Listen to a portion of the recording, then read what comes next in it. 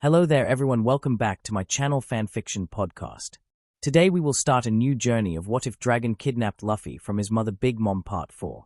Before we start, please like, share, subscribe, and comment in the comment section if you want anything in the future. Luffy sat on the table with his legs crossed while paying very attentively towards this story. A story that would be spreaded by a golden lion in Sabaody 4 weeks from now. While Smoothie was retelling small parts of Mima's adventures, a certain sister of theirs was having a good time, to say the least. I may have to move the story to mature for this, but worth it. Listen up here, YA fucking wankers. You bloody dickless spineless twats. YA all clearly our class of comedians, cause YA life is a fucking joke. Currently, Charlotte Melisse was standing on top of a bunch of bruised and bloody bodies who all were conscious. They were beaten to an inch of their lives with most of their bones broken and had no choice but to lay on top of each other while the Charlotte made them question the reasoning for why they were born to this godforsaken world. She had a huge grin plastered on her face, basking in the joy of being able to pull out her extensive knowledge of roastology on these cunts. It was nice to let loose on being a proper and elegant lady and rip these fools a new one. PP please. Mercy. Some dude said under his helmet. Melisse looked at the man before kicking his helmet off, and looked disgusted. Was this guy even a human being at this point? Or hell nah, what the fuck are YA? Did YA style your hair to look like a fucking toothbrush for Sea Kings? Bet YA have to pay extra to stay at a place while getting charged with every second you're there, don't YA? Your mother must have been the bravest woman on the earth with how she let herself get shagged by 16 animals and Sea Kings along with 7 different people of various races to create an abomination like you. If you were sold to slavery, you would be the one paying your master to hire you. She spitted on the man who looked dead inside before walking towards another victim who was desperately crawling away from the Satan spawn that was Melisse. Looking at her new victim, she just nodded to herself. Oh yeah, you must be a celestial dragon with that kind of face, cause who in the world would want to go near you? You look like the kind of guy who tries to join in on the conversation of people talking who all look at you like the most creepiest motherfucker they have seen in their lives. If you became infamous, you wouldn't have a bounty or be mentioned at all, because why would the Navy want to make someone traumatized when they see yo ass in the papers? The only thing you will be attracting in your life is germs and bacteria. I thought it was impossible for an aborted fetus to be alive after surgery, but clearly I am wrong. Let me guess, infanthood in the dumpster, childhood in the sewers, and adulthood as gods. Mistake, right? YA look like YA spend 10 years in prison for public indecency because you didn't wear a paper bag over your H dash. Asterisk bang asterisk. Melisse scoffed as the man grabbed a flint-flop pistol and shot himself without hesitation after he finally had enough, it seemed. And it seemed those 10 years in the joint made you a fucking pussy. She just stood there, basking in the absolute fuck fiesta she caused before she saw someone crawling away, looking directly at her. As they made eye contact, the man had eyes of acceptance. He stopped crawling as she walked towards him with a calculative stare, and he knew that he was fucked. Aon. Damn, school started again, so balancing on this is pretty rough. Can manage but will be rough, as in it will take longer to write this. Anyways, here's a canonomake of Lola's perspective from Thriller Bark till now. In the eyes of Charlotte Lola was rarely fazed by anything nowadays, sailing freely around the seas. A sea king. She has seen numerous since she was a child, even slayed one as an adult with the aid of one of her siblings. A Yonko's mite. She lived with Mima and was used to fighting Kaido's crew alongside her siblings before she eventually departed from her home. But she couldn't help but spit out her water, going wide-eyed as she read below the headlines of The War of the Great Monkey. D. Luffy was Dragon's son, his son, Mima's son, her brother. She groaned in frustration, of all times to sail around without any course for a while in order to enjoy the freedom and smell of the fresh seas after being trapped in Thriller Bark. It had to be when the Navy announced the execution of Fire Fist Ace. She recalled those moments in Thriller Bark where the straw hats saved them before groaning. Again, how couldn't I have noticed? Lola was infuriated with herself. She should have had the smallest of suspicions that Luffy was somehow her brother that was taken away from home, even though the chances were small. His abnormal strength and toughness, like how most of her siblings, including herself, inherited from Mima, although it seemed to be getting weaker and weaker with each new child mama had. Rarely did any of younger sibling have the potential to rival the older ones in terms of inherited strength except for Snack. The way he uses a seemingly useless devil fruit and turned it into a force of nature through sheer creative usages and applications of it similar to some of her own siblings.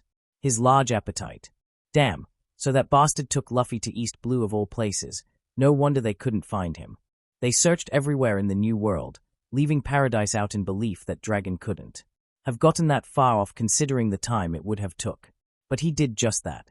She mentally shrugged off trying to think about how the man got that far, and favored those moments she spent blissfully unaware she was conversing with her brother. To think I had been saved by my own little brother. Her Lola couldn't help but huff in amusement at that. She donned a serious face and stood out of the deck. No doubt that word had reached New World. All right, you guys, chart a new course. We ain't longer free sailing the open seas. The crew jumped a bit and tensed up. Lola only looked serious in either proposing to another person or in a fight, and she definitely ain't looking to propose. Where to cap? Toto land. The crew gulped but ultimately responded. They were pretty pale but complied, less tense and fearful knowing about Lola's family. Aye. Loosen the top sails. Get them all out. Turn the ship to starboard and let her do the rest. Check the log pose. Lola nodded. Proud her crew immediately went into action while she retreated into her captain's quarters, before proceeding to look nauseous and green in a sick horrid realization, remembering her first meeting and her choice of words when she met Luffy. Oh God, I asked him to marry me. Her family was never going to let her live that down if word got out. Chapter 23. Organ Harvester's Pov. Oi, Hector. Hector. Respond, damn it. Right now, the command room in the center of the base was in chaos. Many were losing communication with their members left and right rapidly as many looked pale and horrified about what will happen to them if those monsters reach here. In a corner of a room, a man looked down towards his pistol, snorting before chuckling to himself, as he put the gun against his head and closed his eyes with a smile of acceptance. He was spotted by a young man going through several radios to get into contact with at least one of them. On the field before he froze and stared at his comrade. Hey. Don dash. Asterisk bang asterisk. Nothing he could have done or said would have changed his decision. Shock, as quickly as they felt it, was shoved aside in favor for trying to keep and getting in contacts with their troops and allies on the battlefield, but the mood turned grimmer and grimmer. As many paled in realization of their situation, looking through several of their still functional cameras, showing the Charlotte family closing in on them while stepping over numerous dead bodies. Some even paraded their bodies around with a smile on their face. Asterisk slam asterisk. Fuck. An older gentleman slammed his fist on the desk before standing up and turning towards the door to leave the command room. Hey, Hank. What the hell are we supposed to do? You are foreseeing and leading this battle. Aren't ya? A man stood up and looked at Hank who had a solemn face, void of any emotions. We ain't foreseeing shit. We are just spectators witnessing a fucking massacre. Down there. He shouted through gritted teeth, causing the men to flinch, but he didn't back down and fired back with another question. What are we supposed to do then? Leave was what he simply said, but the weight behind those words were heavy. But what about our boss? He will personally hang our heads on a pike for desertion. The man said, stressed out over the situation like many others while Hank snorted at that. Well, if YA want to deal with that, be my guest, we either die here or die trying to escape this. Hellhole, Hank shrugged as he raised his arm to point at one of the cameras. They all turned heads to what he was pointing at and Blanche in utter fear. On the camera, showed Charlotte Mascarpone and Joscarpone, taking turns, stabbing a man. The siblings holding calculative gazes as they went for stabs that wouldn't kill the man. They were playing some sort of twisted fucked up game, the game seemingly being to try and prolong the man's suffering, the loser probably being the one giving the finishing blow. As they stabbed him and he still lived through it, they seemed relief he lived through that and laugh it off before the cycle continued. Judging by his injuries through the cameras alone, injuries sustained to the back, 10 stab wounds, each seemingly stabbed between organs. Possible chance that they have stabbed one of his lungs with how 2 of the 10 stab wounds were on his upper back, particularly around his left side. Injuries sustained in the legs, Left with 5 swords stabbed into his leg and right having 6 swords. Stabbed, impaling him on the spot. No chance of crawling away unless he rips them off. His toes. All are also cut 10 of and his Achilles heels are sliced, the wound halfway from completely. Amputating his foot which dangled around, holding on to the still intact flesh. Injuries sustained in the arms, left and right hand, all fingers cut off along with a sword impaling. The palms of his hands onto the ground, similar to the legs, impaling them. Both elbows bruised, and bent backwards in an abnormal and seemingly excruciating agonizing state along with several stab wounds on his arms. Injuries sustained around head, both pupils and eyes seemingly having different size, one seemingly shrunken while the other was slightly bigger, a sign of a concussion with the lack of symmetry, probably from whatever hit him in the head causing him bleed all over his face. As he gasped when stabbed, a look into his mouth displayed a severed bleeding tongue along with a handful of teeth missing from his mouth. Yeah, fuck that. They were getting the fuck out of here before they became their toy. There are emergency rowboats stored away in one of the facilities at the back of the island. Use them to sail away as far as you can from this place. This brought relief to them somewhat. Knowing they did in fact have a chance of survival in this ordeal, albeit it was quite slim, but they would rather take that than guaranteed torment by the hands of the Charlotte family. What about you, Hank? One of them looked at him in curiosity. What the hell was he trying to do in this situation? Because he sure as hell doesn't seem like he was going to go with them. Go and meet our boss. Consider it me buying you guys time before he finds out about our desertion, cause he sure hell will chase us down to the ends of the earth when he realizes. Why yes. Thank you, sir. They all quickly left, as Hank simply stood by the door aside, letting his comrades pass through by him. As they all left to try and find a way to escape, he went up to the MIC and made an announcement through the speakers. Attention. Run away. Get away from this hellhole. Resistance against the Big Mom pirates is futile. Get the fuck away from those demons. He put down the MIC while internally thinking about his words in amusement even in the grim situation. That must be pretty demoralizing to hear, but it's better they knew about their shit situation right now. Some might be able to live because of his announcement even, but that's just blissful thinking. He left the command room and went the opposite way his man had went, making his way to his boss's room, and now that he thought about it, why the hell was he seemingly so quiet? Earlier he was in the command room with him overseeing the fight through gritted teeth and several veins popping off around his body in pure anger before he left, slamming the door behind him, the walls cracking along with the force. As he walked, the hallway shook from an explosion that sounded awfully close to the base, which made him walk faster, walking a pile of steps upwards to reach the top floor with a straight path towards the upstairs, leading to his boss's room. Taking each step, he took a couple of deep breaths before standing in front of the doors. He looked at it for a good second or two before huffing, shrugging his shoulders and just kicking the doors open with a good kick. No point in having manners considering the situation. Looking around the room, he narrowed his eyes as he observed everything. Pile of papers were scattered all over the floor near the desk which had bottles of alcohol on them. Speaking of alcohol, numerous amounts of bottles laid around along with the papers, all mostly empty, some stained the floor while the bottle that contained them was nothing more than mere shattered shards and fragments. He walked past the desk and looked down from the observation deck of the room and grimaced.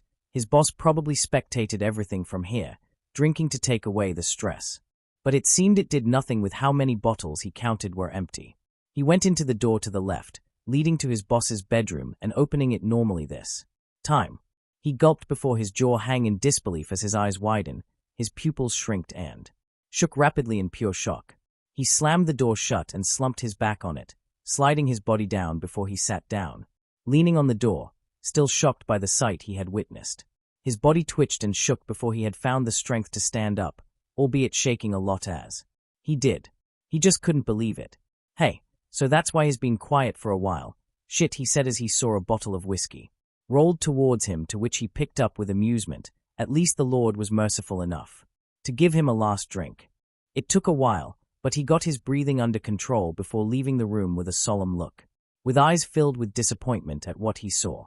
He took out the whiskey bottle he found inside the room and chugged it all and tossed the empty bottle behind him and continued walking, this time towards the entrance, to where the Charlottes would come and face him. If he was going to confront them, he was going to go down swinging.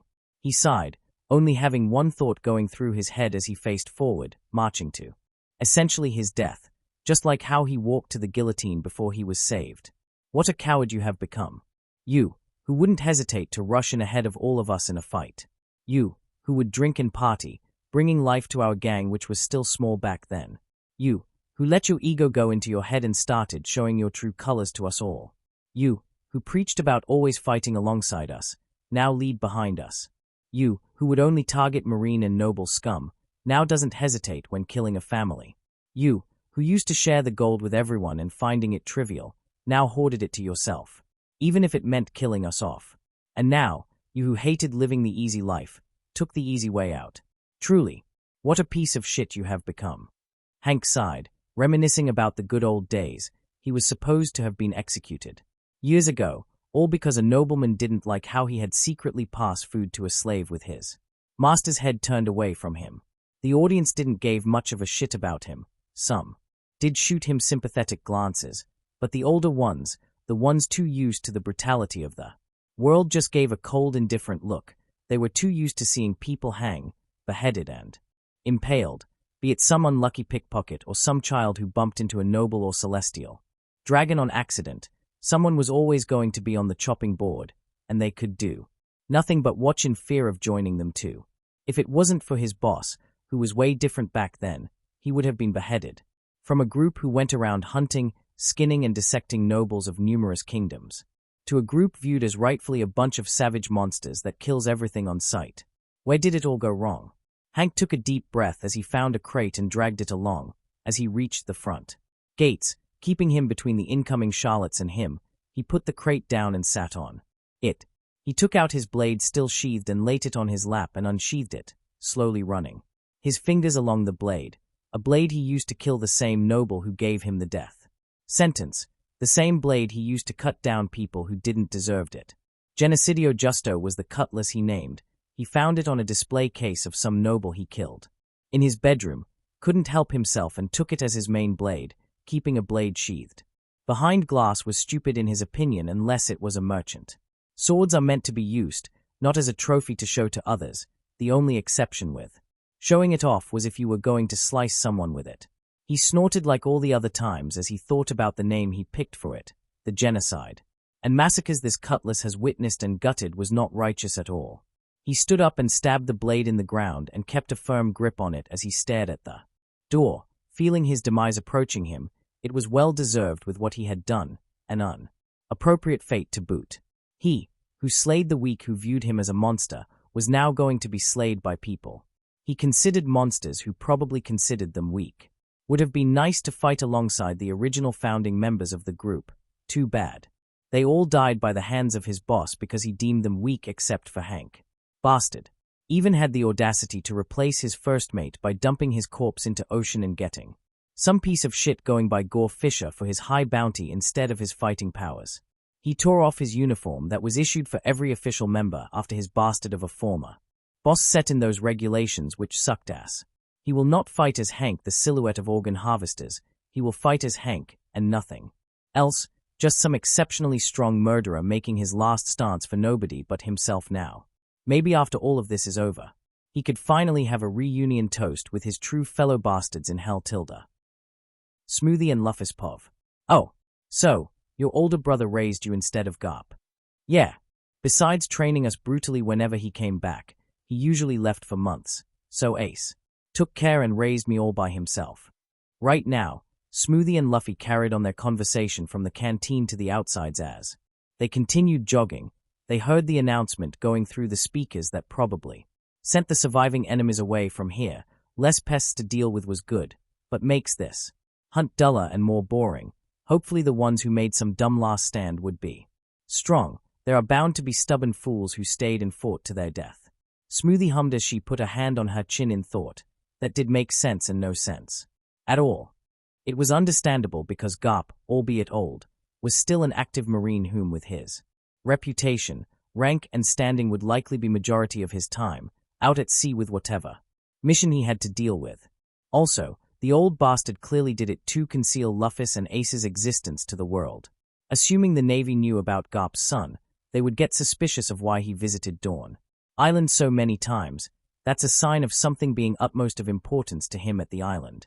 And there is bound to be one who gets too curious and investigates why he visits the island a lot. Which is why he rarely visited his children, well if he actually thought that part or even planned. At all. It honestly was fortunate for Garp to choose bandits who seemingly had a soft spot for them. Albeit their teaching methods were cruel for children with how they had to hunt their own food. With animals majorly being beast from what Luffy had told him, but it was a lesson they needed. With their heritage and goals, they were going to be on their own when they set sailed and all. They needed the survival skills if they ever got stranded and washed ashore on an unknown island. On the other hand, who the fuck would leave their adopted and biological grandchild to take care of themselves, especially in a house of bandits to boot?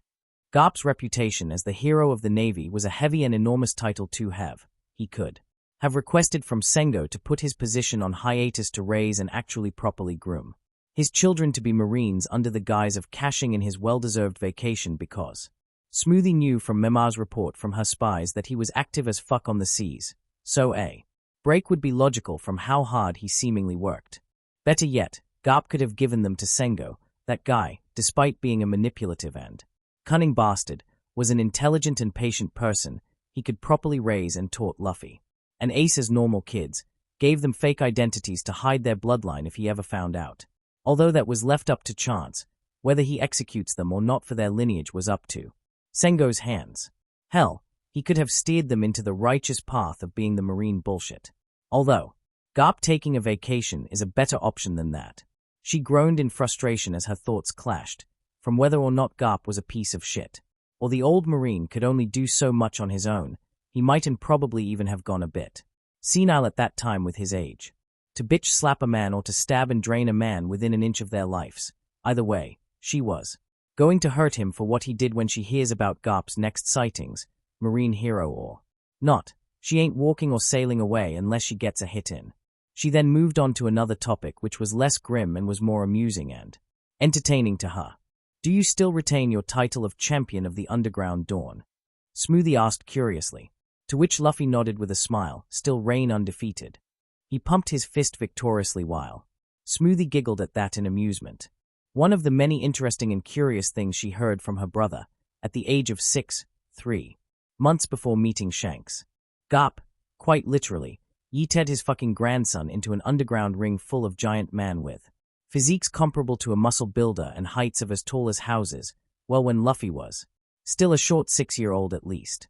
Not only that, Luffy's first opponent was nicknamed Bone Grinder by the crowd because he tended to continuously stomp a person's body even after cracking their bones, as if hammering them into dust. There were so many problems from what Luffy told him, but she just nodded with a smile instead of being concerned about his opponent, because why would she worry about her little brother that had the blood of Mama and that bastard running in his veins?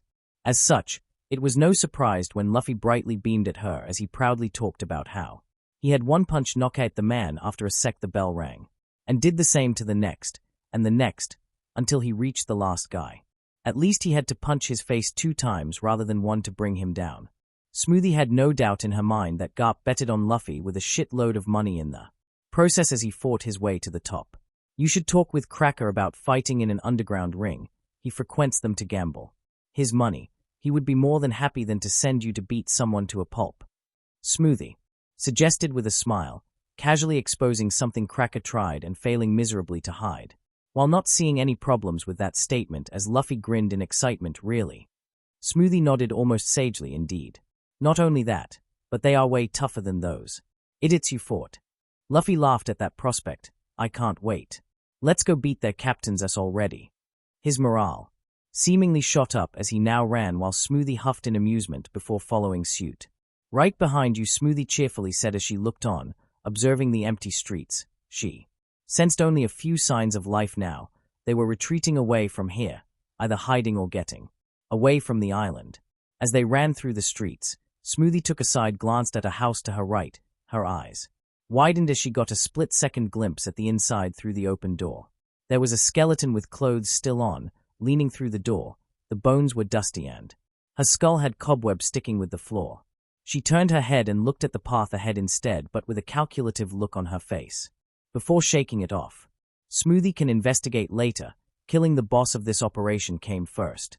It took them 5 minutes before they finally reached the base, both siblings having the same thought process and kicking the door, blasting it off its hinges as dust formed from the impact. As it settled, they were met with a black-haired topless man, exposing many scars over his bodies while his hands firmly gripped his sword that was stabbing the ground.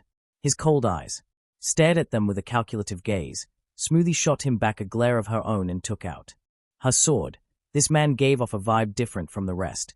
He might prove to be somewhat of a better challenge compared to the common brutes. Luffy, on the other hand, raised his fist up with a challenging grin on his face, not sensing any danger radiating from him at all, although he could sense an aura of solitary coming off from the enemy. "You aren't the boss. Who are you?" Smoothie said, pointing the sword at him, holding authority. In her voice, she wasn't asking, she demanded it. The man across from them just snorted before standing up and pointing his sword at them. No words coming out of his mouth, but his actions spoke for him clearly. Just fight. And so, with a shrug from Smoothie, the siblings charged at the man who got into a stance. "Soru. TSK, he's gone. Keep an eye out," Smoothie warned, getting into a defensive position looking around the room while Luffy did the same with his back facing hers, looking around the room, which turned dead quiet. Their eyes kept darting around the room before Luffy blinked as he saw something out of the corner of his eye, the man's shadow. His hair. He quickly whipped his body around, but he wasn't there. "Hey, was I seeing things? I thought I saw his shadows though," Luffy said, confused before. Smoothie's body shot up and turned to face her brother, who stared at her confused on why she looked so tense. "Watch out." She quickly raised her sword and aimed it at Luffy's head, the rubber boy getting the message. Ducked down a second before Smoothie plunged her sword, stabbing the ground behind him. A split second before she hit her target, the shadow closing in on her brother quickly retreated back into another shadow. "What was that?" Luffy said, tilting his head in confusion, looking at where she stabbed before. "Mavri Valona, a black needle." Suddenly, a black hand appeared from the shadows, pointing at them before several black spikes conjured and flew towards them. Luffy coated his arms in armament haki and punched them away while Smoothie parried them, even deflecting a couple back, but midway through, the projectiles disappeared. "Be on guard. He's got a devil fruit related to shadows or something." Smoothie used her observation haki. Sensing a presence, she lunged forward and kicked the wall which the man was seemingly in with haki infused into her legs, but he quickly slithered away before she could actually kick him. "Shadows? Moria," Luffy said, trying to think, but before he could, quickly twisted his body and punched the blade with his arms still blackened as it met the blade of the man. Correct but wrong. I ate the Koge no am I. I am a shadow person. But unlike that pinball of a man, I am a logia that can blend into the shadows," he said with a grin before swinging his blade back before his entire body seemingly turned black and melted into the floor. Before fully submerging, with a grin still on his face, he said one last thing. "If I'm dying, I might as well take down one of the Yonko's precious sweet General and son." His laughter echoed from everywhere around the room while Luffy and Smoothie looked around. The room tensed. "Back to back," she shouted with her sword raised while Luffy grunted in acknowledgement, although he slammed himself onto her legs rather than her back due to her height. "You have been training with Rayleigh, right? With your current observation haki, what can you detect and sense?" she asked while keeping her guard on. "I can tell where and when he's going to hit me, but I can't tell where a person is exactly at yet. But I'm close," Luffy responded, arms up. "Can sense incoming attacks but can't pinpoint a person's location. Got it," she summarized. "How about you?" Luffy asked in curiosity. "I want to know what level I need to be on. I can sense when he is going to attack and can tell where he is, even pinpoint his location even if he's far," Smoothie said plainly while Luffy gasped. "Really? Amazing. You tell where the nearest restaurant is at with haki?" The older sister huffed and started to now smile in amusement. "Indeed, I'm the second best when it comes to observation haki, first being katakuri," she said, proud of her elder brother. "Hey, re-dash. Less talking, more fighting." Hank once again appeared from the shadows and used the opportunity to try and plunge his sword through Luffy's chest. Smoothie on the other hand grinned, sensing him finally stopping dead in his tracks. Finally, you damn slippery bastard. She quickly turned to face the man bursting forth from the shadows with his sword pointing at Luffy. She reeled her blade back, which had a blue glow coming off from it. Juicy saber. She thrusted forward, and the blue glow seemingly formed like an extension of her blade, making it longer. She used her empowered blade to stab the man's arm into the wall, but the attack simply passed through his arms. Idiot. I am a Logia. You can't hurt me with dash. Gomu Gomu no rifle. He punched that proud grin off his face as it connected with his haki. Hardened fist while Smoothie kept her grin. Haki was what you were going to say, yes? Too bad. For you, most of us have it.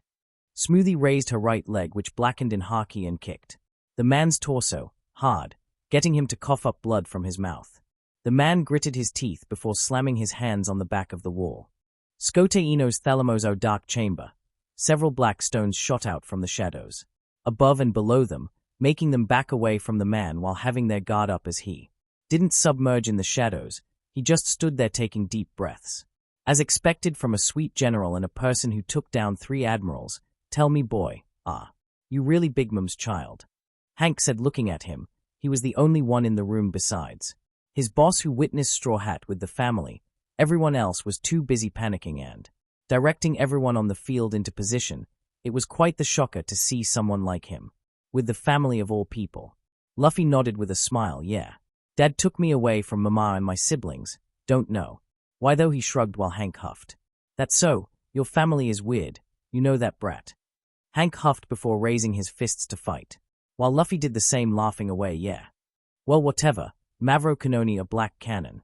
The man raised his hand with an open palmed, and a ball-like object the size of his hand bursted forth from it, rapidly flying towards Luffy.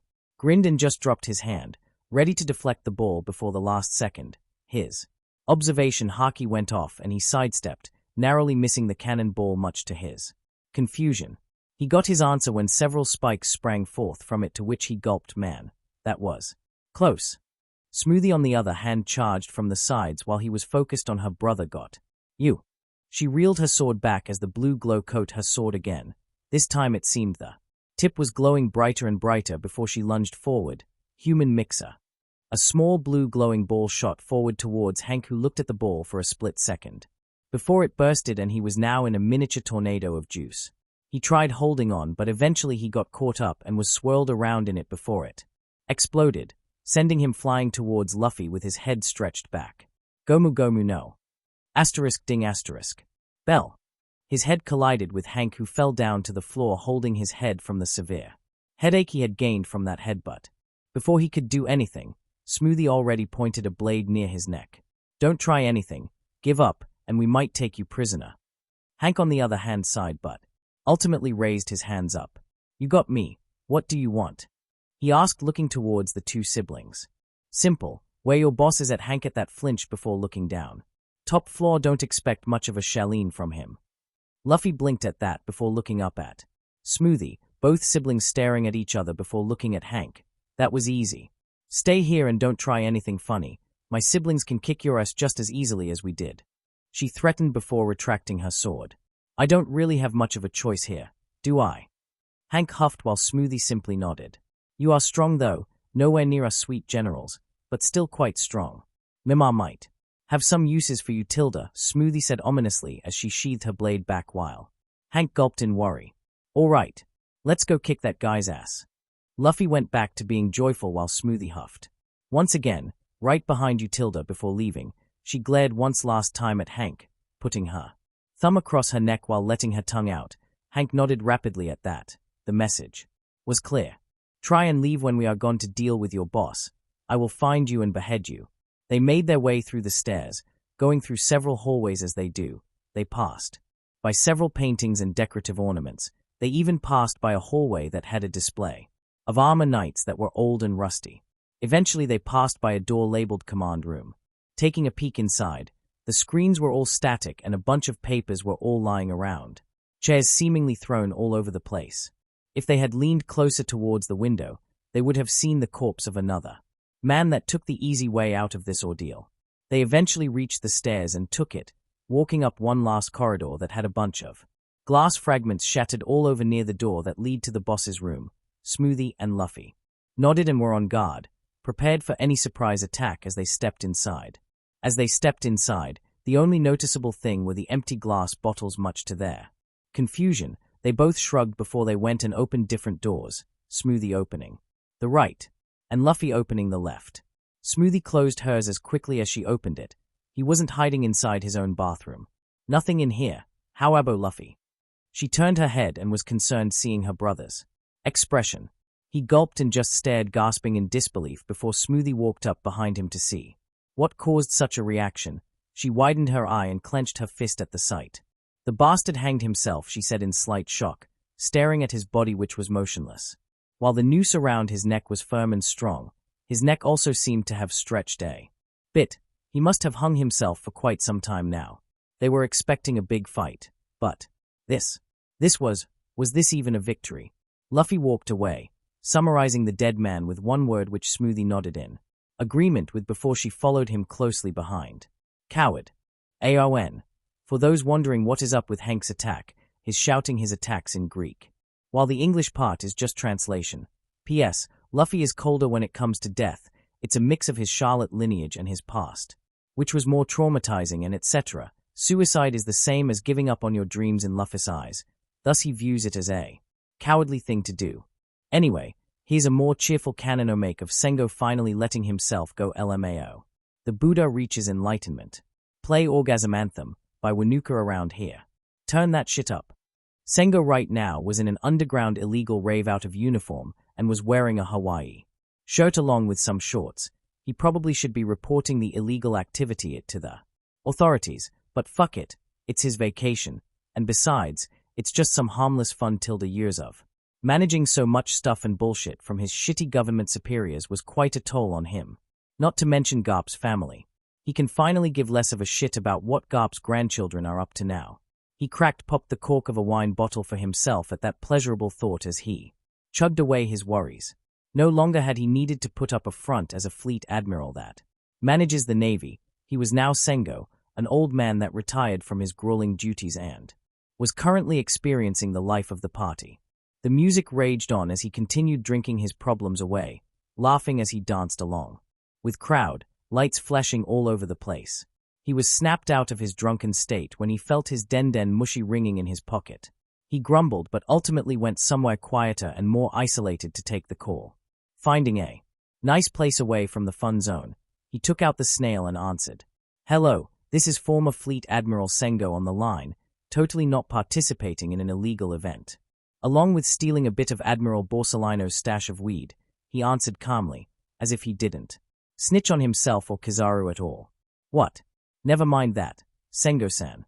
We have an emergency. The Buddha blinked as he recognized that voice. Oh, brand new. Why are you calling? Has Akainu finally found a way to grow a pair of new ones? For himself or something? Sengo said plainly. No, it's Dash. RIC. Has he taken up on Aokiji's offer to transition to a woman because he's always considered Akainu to be a whore for justice before he left? No. I Dash. Oh wait, don't say it. I already know. You finally found Kizaru's secret stash, right? No sir. What wait, are you drunk? Heh.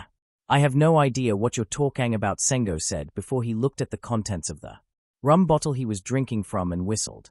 Damn, this stuff is stronger than the sake we have on the base. What Dash? Nothing brand new. Anyways, what is the matter? Sengo coughed into his throat, sounding professional, somewhat. The golden lion Shiki is sighted coming towards Sabayadi. Sengo flinched, and was a bit startled by how loud brand new shouted. Oh, is that so? Sengo rubbed his beard calmly before shrugging, cupping his mouth into the microphone. Shit. SORSSSSBBBUTT the CC connection BREaking up, good luck. You're on your own. Sire. He hung up and threw his den mushy to the ocean with a shrug. He could get a new one when he came back to base. He was sure Akainu can figure out what to do with Roger's former rival. If not, sucks to be in his position, and luckily, he wasn't. Now then, back to reaching enlightenment. Sengo smiled to himself as he entered back to the rave with a skip in his steps, back to obtaining inner peace. He should have retired a long time ago and dumped his work on someone else instead. Chapter 23. Smoothie and Luffy walked back down to Hank. Both had grim expressions while their eyes of various emotions pierced at him, which had him looking down, finding the floor more enticing, rather than facing their expressions of disappointment. They both wordlessly walked outside while Smoothie simply dug her fingers into Hank's scalp and dragged him along with them, both siblings' moods being dampened by the sight they saw. Upstairs. Going outside, she lightened the grip on his head and slammed it towards the wall, hard, with all the pent-up frustration from what she saw upstairs, knocking him out instantly from the impact. Luffy and Smoothie just stood there in silence before the older woman broke it with a sigh, noticing the gloomy look in her brother's eyes. Most people take themselves out for many reasons, either to not give the enemy the satisfaction of finishing them off or giving up in general, but it's still a sight you don't really want to see, even if you have seen it multiple times. Luffy hummed in reply, looking downwards as his bangs covered his head. Not the first time. Smoothie raised an eyebrow at that, filled with curiosity before Luffy elaborated, diving back into memories he long left ago. 10 years ago, when Luffy was 7 years old. Monster. Gaia. A young Luffy panted as he knocked the last of Blue Jam's man down before. He glared at the man who was petrified in fear at the sight in front of him as the flames around them burned brightly. How? Those are bloody sea stone shackles. Blue Jam staggered, taking steps back as he unsheathed his swords and pointed it shakily towards the small menace in front of him. This demon of a child. Ace, are you okay? Luffy continued staring towards Blue Jam as the younger Ace breathed heavily but ultimately got up with hands on his knees. Yeah. The elder brother responded as he clenched onto his pipe after knocking down a couple of them. They both have taken out around 20 to 30 men that now laid lifelessly around them. Luffy let out a sigh of relief before his stance became slouched and he knelt down, exhausted as he raised one of his hands lazily, cursing the sea stone cuffs on his wrists. They all ganged up on him, just to put the cuffs on to take weaken him and beat the shit out of him, but not before two of them were kneeling in pain from the punch and kicks of retaliation he gave out. They forced them to do their gang's bidding for a bit as they constantly had 10 men on them on watch, on guard, knowing their capabilities despite being children. But unfortunately, they just had to talk about what was going on with Sabo, which led to this scenario of two brothers pissed beyond belief. Immediately Ace quickly got towards his little brother's side and knelt down, putting a hand on his shoulders and looking towards the weird cuffs that put him in such a state and started cursing. Damn, there isn't anything around to picklock them. Ace cursed his luck, feeling like shit he couldn't really do much to prevent those bastards from weakening him severely with sea stone. He knew Luffy was leagues ahead of him, but that was no excuse for letting this happen as an older brother to him. It was pathetic of him, honestly. Luffy gave a big grin, albeit very forcefully. I will be fine. We just got to kick his ass. With resolve. Rekindled and burning brightly one last time before the curse of the sea fully does him in, he groaned harshly as he forced himself upwards and cracked his knuckles, clenching his fist, blackening them with haki that only lasted for a second before it dissipated. Damn, I can't concentrate properly. Luffy gritted his teeth at the cuffs that could somehow nullify his devil fruit powers and put him in such a state along with getting beaten severely while weaken. Honestly, it was a miracle he was still up and going. Why is that brat so important to you? He's just some goddamn noble child in his rebellious phase.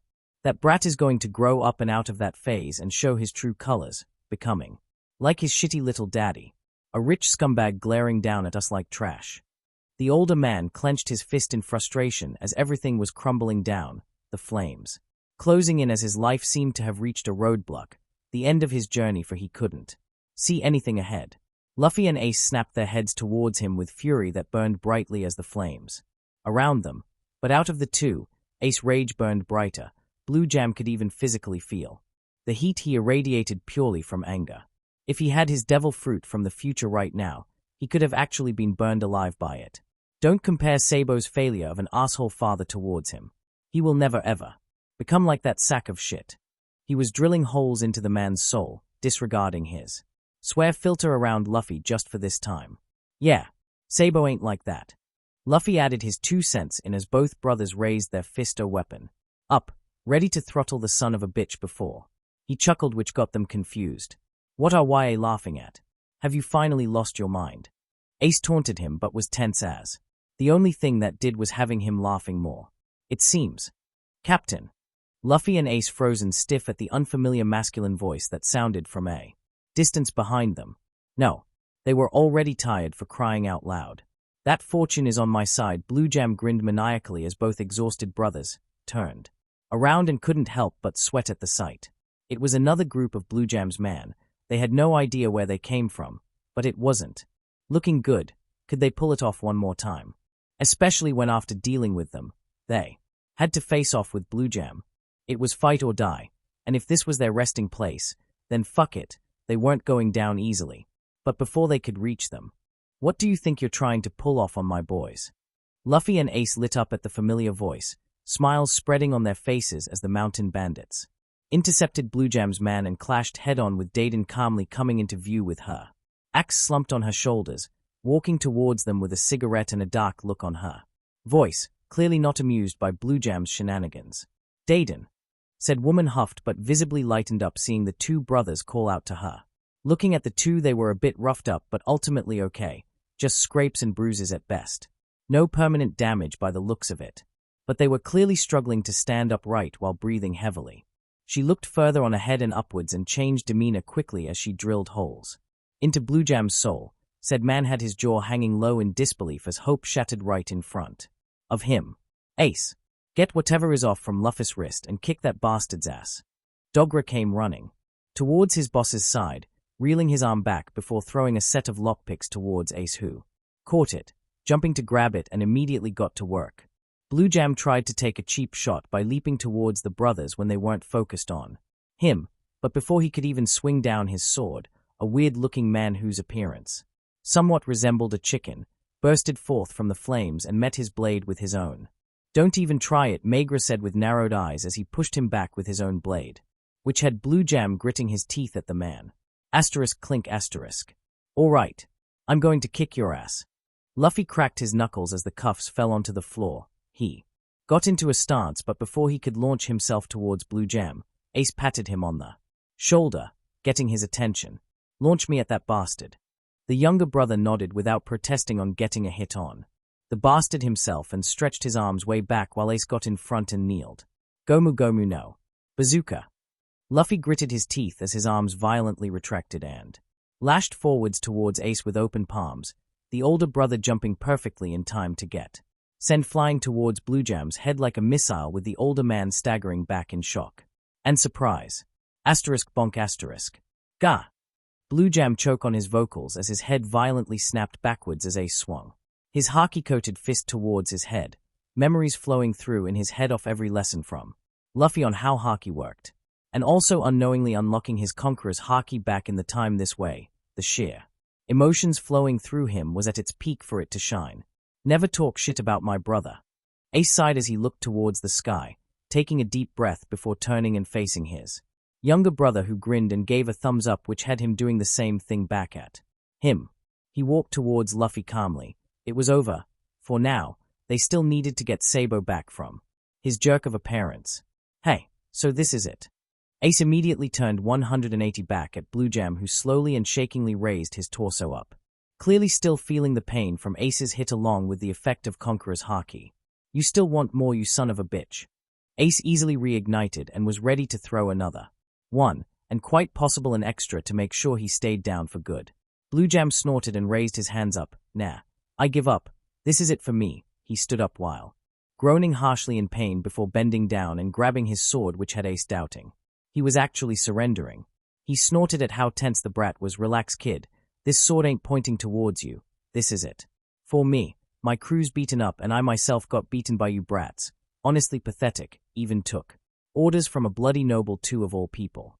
He sighed, disappointed at himself, as rubbed his palm downwards on his face before grinning at them. His final words echoed and ringed in their head for a long time before they moved on.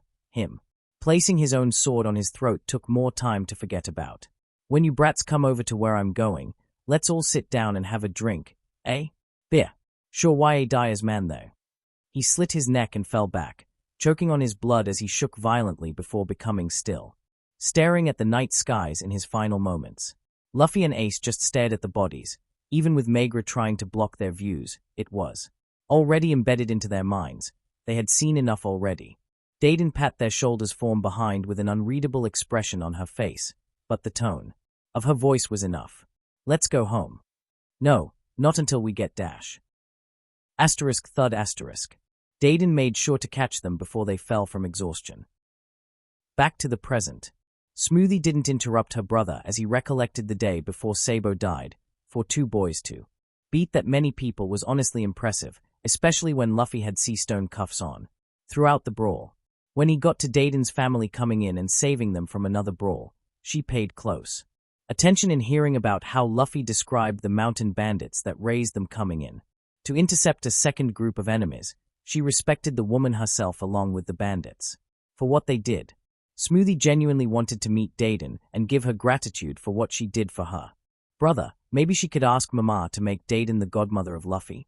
She was a tough but caring woman deep within, secretly loving them but didn't show it from what Smoothie had gathered. Now Ace was a person she took great interest in, with how he was not only the son of Gold Roger, but also Luffy's sworn brother. To unlock haki and especially conqueror's haki at such a young age was also abnormal like Luffy, but to be expected with his blood lineage along with prior lessons from his younger brother, who was trained by Garp and taught by Shanks. Honestly, she couldn't help but think about the elder siblings, especially Perospero, Compot and Katakuri, when hearing about how Ace violently snapped at a person talking shit about his sibling. But to be fair, anyone would. The only person allowed to talk shit about their brother or sister was another sibling and no one else. And then there's Blue Jam. She honestly didn't know how to feel about his death. Dayton told me later that when people's dreams and ambitions are crushed with no hope in sight, they will get super sad. Sometimes, those people kill themselves. Luffy said softly, still remembering how she dragged him away from Ace for that private talk. Is that why most of the people you fight, you let live? Smoothie asked, remembering that detail. Despite how strong his brother was, he never killed that many. A couple of bones at best and life-changing injuries at worst, but ultimately, anyone who fights Luffy tends to still be alive majority of the time. Luffy shrugged at that. Something like that. I just don't see the point in killing people unless I really need to, and besides. He slowly tilted his head towards Smoothie, his face making even a sweet commander like her have shivers tingle down her spine. What's the point of killing someone who's already dead at that point? I see, she simply replied before they just stood there awkwardly. How about you? Smoothie blinked as Luffy looked at her in curiosity. Fortunately, he seemed to be somewhat back to his usual self. She hummed to herself before gazing towards the night skies while Luffy just patiently waited. It's neither a common nor an uncommon sight around here, but it really depends on the person and situation, she finally said after some thought as she dug through her memories. The first time I saw someone killing themselves was when I was 10, she sighed, remembering that sight. Cracker was out claiming territory and I begged him to bring me along because I was interested what places outside Toto Land looked like. He brought the topic to Mama, who gave the green light, but added the condition to bring his sisters with him to babysit me. Naturally, me and Cracker along with Angel and Custard sailed towards the island. We decimated their forces, burned a couple of their buildings, and well, I just stumbled upon a person leaping off a chair, hanging from a noose around their neck while I was drinking my smoothie. My appetite was ruined quite quickly, she quickly summarized. Hey, you talking about us? Smoothie and Luffy looked up to see the mentioned triplets walking up to them. Ah, nice for you three to join us, Tilda. I was telling about little bro here about past memories. Smoothie smiled towards them. Memories? Custard tilted her head while Smoothie nodded. That island you guys conquered. When I was 10. Ah, that time, Angel simply said while nodding to herself, having a neutral face before having a frown, remembering what Smoothie saw. Why that of all things to talk to Luffy about? Smoothie leaned forward and gestured for them to do the same, whispering to them a summary of what Luffy told her, which had them grimacing. Damn, that's rough, little bro, Cracker said while ruffling Luffy's hair as he got out of his armor a while ago. What about those bastards that were under him? Probably dead. Any survivors from the fire would be put down by weird man in these yellow suits. Covering everything, Luffy simply replied, shrugging. He felt bad for them, but he didn't know them well, so he never gave that much of a damn about them. Clean up probably, Angel soundly concluded grimly, with the older siblings nodding in agreement.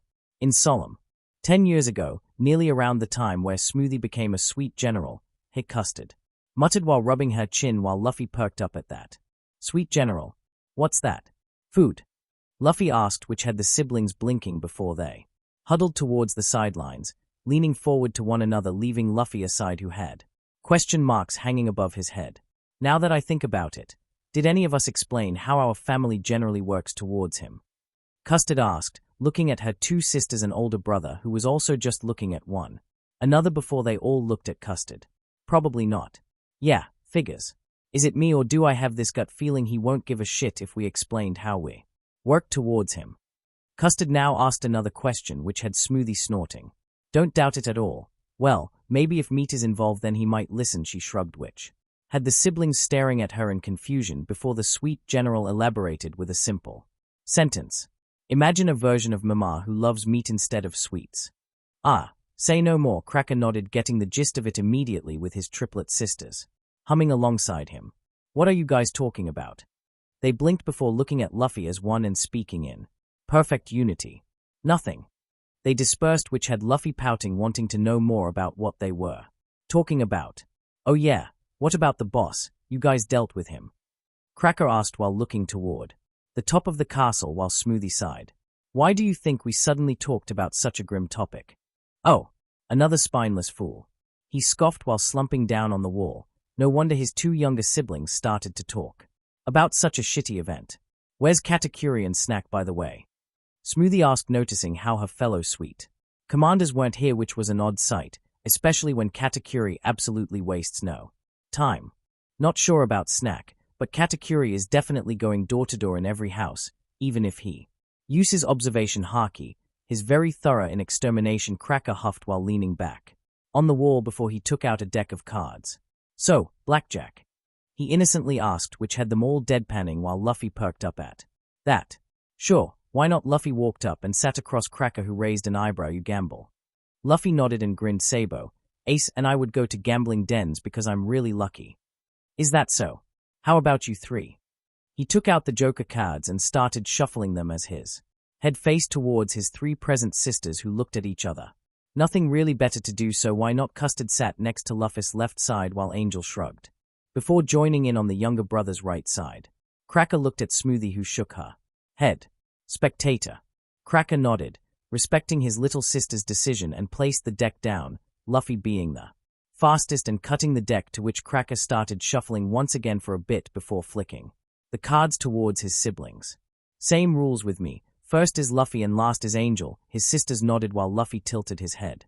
Cards face down instead of up, and if you have 5 cards and it's equal or less than 21, it's the same as a blackjack. Oh, Luffy slowly nodded in understanding the difference about his version now. Are we betting on anything? Nah, we playing for fun, save our game faces, and all for Saturday night at the treasury. Custard nodded. Smoothie, mind if you find some crates or chairs along with a table? Got a gut feeling it will be a long game, Angel simply said while looking down towards her cards. Sure. With that, the 4 were left alone as they looked at their cards. Luffy dash, 20, oh King, Custard, 6, a 4 2, Angel, 16, oh Ace 5. All their cards were hidden alongside Cracker. They all look at their cards with small emotions. Cracker slid the deck towards Luffy, who shook his head and grinned. Nah, I'm good. He simply nodded before moving on to Custard, who took a card. Custard, 8, a 422. She took another one and hummed at it. Custard, 18, /422, Ace I'm good. Custard smiled as her brother moved on to Angel, who was in a dilemma. Screw it, she shrugged as she wasn't losing anything and picked a card which had her eyebrow twitching. Angel, 17, oh Ace 5, 2. She wordlessly grabbed another card and blinked. Angel, 11, oh Ace 5, 2, 3. She grinned and flipped her cards, showing them before taking another card. Doesn't matter, it was her win no matter what. Angel, 18, oh Ace 5, 2, 3, 7. My win. She grinned, which had her brother snorting. Not bad, not bad. Now then. Cracker tapped his fingers as he had a calculative gaze. He leaned forward and tapped Custard's card. Open. She did, and proudly showed her hand, to which her brother snorted. Ooh, 1 short. Alright, open all. Cracker, 19. Oh King, 9 dash. Custard huffed before looking at Luffy, who grinned and opened his cards. My win. Cracker hummed. Alright, that was a pretty good hand, but what about the second round? I'm back, Tilda. Smoothie put a bit of melody into her tone as she dropped the crates, immediately. They sat on them while Smoothie plopped a table in the center of them. Smoothie sitting down on a crate she found for herself and sitting with a barrel of juice next to her. So, who won first round? Luffy. Oh, good job, lil bro. She nodded at his general location while Luffy grinned back, thanks. As the cards were reshuffled, with Custard cutting the deck this time, they proceeded towards the second round, but before Cracker could flick the cards towards his siblings. Oi, you four playing right now of all time. The 5 siblings turned their heads towards a grinning Snack who had Bavarois and Katakuri behind him. Their boss is dead, so we are killing time with cards, not betting on anything too, Cracker reported as his 3 brothers approached him. Got room for 2 more. Snack grinned while pointing at himself and towards Bavarois behind, who took his gloves off while smirking. Sure, why not? Just sit your ass down next to them. We start with Snack and end with Bavarois. Now, Cracker announced while both brothers sitting across from each other. Katakuri walked towards Smoothie, who looked on with legs crossed while sipping her drink. Smoothie, who's that guy over there? The elder brother pointed towards an unconscious Hank, slumped down on the wall with a cracked wall above him. Someone that Mama might have used for. Katakuri just simply hummed in acknowledgement as he gazed towards his siblings playing cards, many of them having mixed facial reactions towards the hands they were given with. Saturday game night practice. Saturday game night practice. Smoothie nodded in confirmation as they both gazed onwards. Both siblings enjoyed the silent solace of each other's presence, although Smoothie noticed the glances Katakuri was shooting at Luffy while subconsciously reaching for his scarf, which made her frown at his worries. Even though it was a short time spent with Luffy, I know little bro wouldn't give a shit about your teeth. He would probably have flowers spewing from his mouth about them, and you too. Know that, don't you? Smoothie leaned forward as her head slumped against her hand as she gazed at her brother. Katakuri sighed as he dropped his hand that was clenched on his scarf. The only people Katakuri has shown his teeth to and explained why he hid them were the older siblings along with his triplet brothers, the sweet commanders and Mema. I know, but it isn't that easy for me, Smoothie. Never will be after what happened to Brulee. I must keep up this image no matter what. I can't fail anyone else, even if it was once. Smoothie sighed but didn't push her older brother, respecting his decision and wishes, but she still prays for the day to whatever deity to give Katakuri a break. One day, big brother, one day you can be yourself without self-scrutiny about your weakness, about your failure. She sighed sadly but held hope for the day Katakuri could smile freely at the dining table, amongst their family. And as she gazes onwards to Luffy, she smiled. And maybe that day won't be so far off. Where's Mama and the rest, by the way? They should have come by now. Smoothie tilted her head while the brother answered about their absence. I intercepted with them mid-slaughter, more specifically, Mema along with our baby siblings with a handful mix of older and younger siblings accompanying them. Raisin stumbled across their warehouse, and they all decided to go see and loot for all it's worth. Don't know about the others. Though Smoothie hummed at Katakuri's report, now understanding for why most of them were late, but that doesn't excuse the rest though. You think Mama has fully gotten over it and moved on? Doubt it. It's hard to overcome such grief, guilt, and self-hatred that easily, but Luffy helped tremendously in getting her out of her gloomy mindset, and our mother is strong. She will get over it. We just need to be there for her. Smoothie said while genuinely smiling on. Katakuri hummed in agreement. Time shall heal those wounds. Smoothie nodded at that as they continue watching onwards as their siblings gambled on. Cracker groaned when he went past 21, which had the siblings chuckling at his bad luck for this round. Damn, if this is my luck on Saturday night, I'm fucked. He muttered under his breath, while shivering internally at that thought as he collected his siblings' cards and reshuffled again. As he flicks the cards towards his siblings, he looked at his hand and grinned a bit. Blackjack. He flipped his hand to show the ace and king he had while his siblings shrugged and flicked their cards towards him, all except Luffy, who grinned and flipped his hand. Me too. To reveal the same hand as his. Cracker twitched his eye but nodded in acknowledgement. Okay, he was starting to see how lucky his little brother was. 10 minutes later, round 11. Oh hey, Blackjack. What the fuck is this? Cracker muttered as his eye twitched heavily while gasping in disbelief. Currently, some of the siblings had arrived, majority taking a seat on the table to play along while the rest just spectated. How many times has he hit Blackjack? Amande asked curiously while sipping a glass of wine, as she and her quadruplet sisters sat next to Smoothie, who was sipping her own glass along with, sitting with her own triplet sisters. 5, along with getting 5 cards under 21 3 times, which is its equivalent, Smoothie said, keeping tabs as she leaned forward, impressed by the absurd luck she was witnessing. Must be real fun for casinos when he comes knocking around, Hachi commented, smirking as she watched Cracker trying to process how this was possible. If this was a real game, Luffy would be a billionaire, Cinnamon mused as she looked at her siblings around the table playing, just staring at their brother who just beamed brightly as if he didn't perform some kind of godly miracle with the luck he had in this game. Speaking of gambling, why aren't you playing with them, Amande? Even if it's practice without money on the line, out of all of us, you're one of the top 5 in the family who is an absolute degenerate gambler. Effiler asked as she sat on the grass, drinking a bottle of whiskey before spitting it out as Amande smacked her head while huffing. Because unlike Cracker, Oven, and the others, I know when to cut my losses. And also, I would rather watch Oven's eventual eruption. Amande pointed towards Oven, who was fuming as he looked at his shit hands, his devil fruit, reacting towards his anger as the temperature around him became warmer. But he cooled off when Daifuki bonked his head with armament haki with an annoyed grunt. But during the last Saturday night, you kept betting all in 4 times in a row dash. Effiler was once again swiftly bonked on her head, this time with Amande using the hilt of a sheathed shirao. And I won them all, still doesn't change the fact that I know when to cut my loss. Amande still kept her poker face, but there was a certain edge towards it which had the siblings around her sweat dropping. All right, Effiler sweated heavily as she rubbed her head, soothing the pain. Oh, finally, Bavarois sighed, placing his hand down as the siblings first looked at him before looking at where he was gazing off to.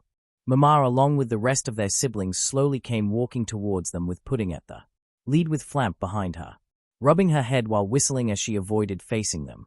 Eventually, Pudding awkwardly just stood in front of her siblings around the table gambling as she waved awkwardly towards them.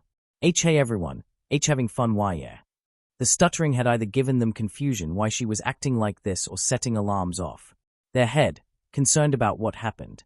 The most vocal of the latter being Luffy, who immediately stood up and walked towards Pudding. Worried. What's wrong? Why are you acting weird? She started twiddling her fingers, not finding the courage to face her brother, which caused him to tilt his head. Katakuri pinched his nose and sighed. I may have eaten a devil fruit on accident. Luffy blinked as he didn't see what the big fuss was about. The rest of the siblings, on the other hand. What? Aon. Yeah, took a while for me to finish writing. Right now exams are kind of coming up, so I need to study and all that. Anyway, here's a cannon make. The lion reunites with the snake. Citizens of Sabayati. This is Vice Admiral Mamunga speaking. Currently there is a catastrophic threat heading this way. We have several temporary evac ships docked at the harbor. Please proceed in an orderly manner towards the ports, where you will be further instructed on what to do. If you unfortunately cannot do this, then please find a building to stay inside and make sure to never take a peek outside until the threat is officially clear. A sigh came from out of the speakers as the Vice Admiral sounded grim, but held determination in his voice. We understand most of you will doubt our forces able to deal with the threat after that shameful display at Marineford, but please believe in us and the admirals. We are currently doing the best as we can to uphold justice for the sake of peace. We promise that you will be able to come back to your homes that will be in one piece. Shaki huffed out smoke as she sat outside on a lawn chair while smoking a cig, listening to the announcement that was followed by regular people frantically running towards her left side as they were advised. The screams of despair echoed loudly, which had her sighing. But she ultimately did what she was told, well, the second part anyway, folding up the chair and heading inside and closing up shop until whatever threat was cleared.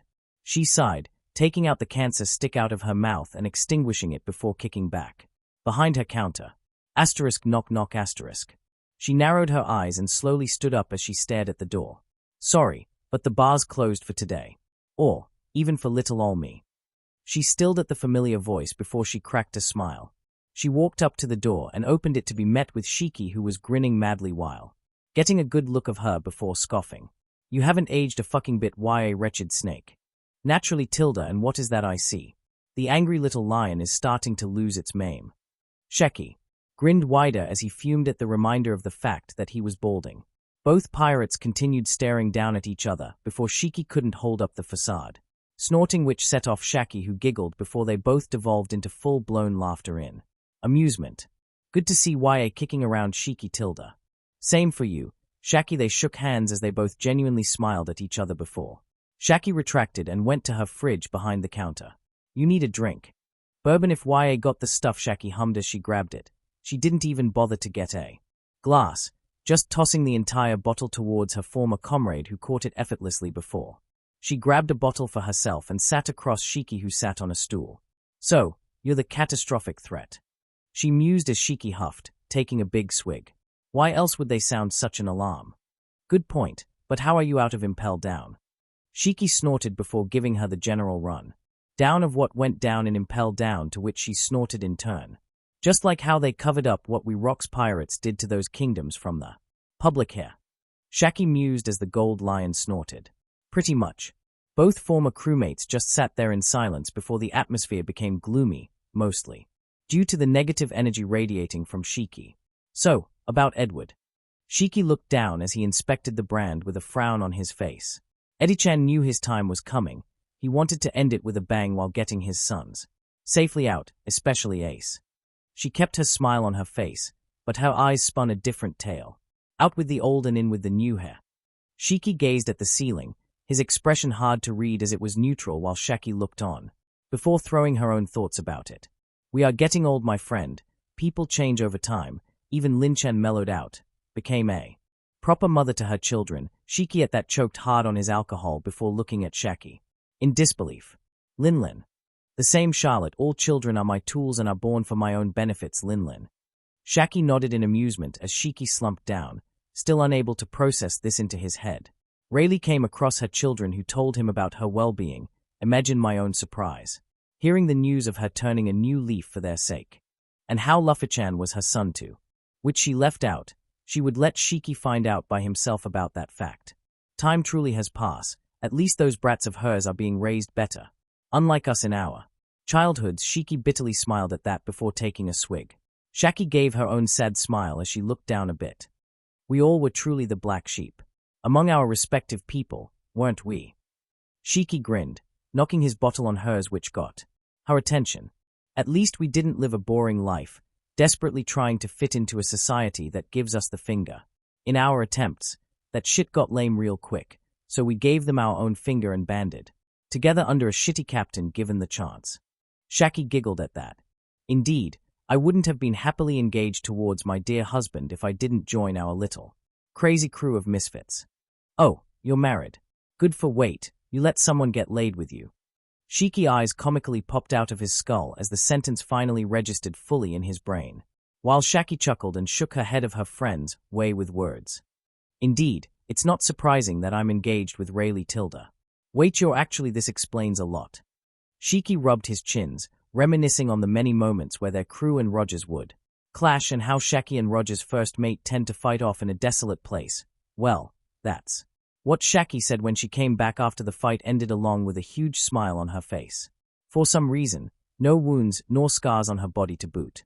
How she for some reason gets really, really close to Rayleigh whenever they did clash for both crews to see, but both crews silently agreed to just ignore and keep fighting who was in front of them.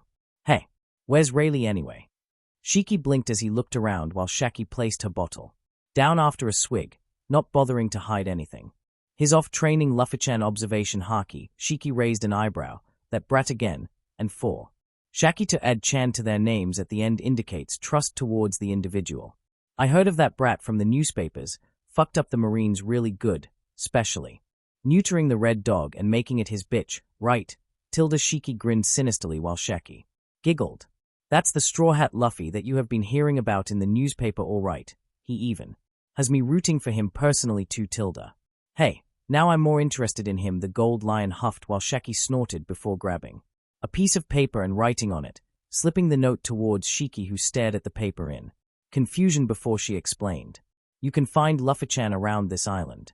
But Shaki clasped Shiki's right hand before directly staring into his soul, her eyes resembling a snake gazing at its prey, which even had him sweating. Try not to do anything funny, especially towards my beloved Shiki-chan tilde. I will happily walk to my grave if I were to do that. Shaki let go and went back to her calm smile as Shiki took deep breaths. Damn, Shaki might be weaker than him, but she still could decently kick his ass. Do your best to keep your promise, tilde. Shiki simply nodded at her advice, seemingly seeing an end to the conversation, but before he left. Oh yeah, take this. Oh. Shaki looked at the den mushi that Shiki took out from his kimono. I'm planning to get all of us rocks pirates that are still alive together at his grave, a last drink. With our buddy, you down? Shaki widened her eyes before she huffed. It seems, time has also changed you too, Shiki tilde, she teased, which had him huffing, still waiting for a response before she nodded. Of course, he was a good guy that you could get along with. Good, Shiki simply said before standing up, drinking the last bit of bourbon and tossing it into the trash can. Oh yeah, I'm also gonna give the Marines a bigger headache too. Shaki blinked at this random announcement that came kind of last second. That's so? Yup. And how are you going to do that?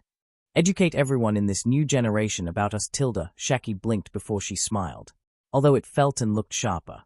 Sure, why not? A little history lesson about what we did in our youth to the public wouldn't hurt, tilde. Chapter 25.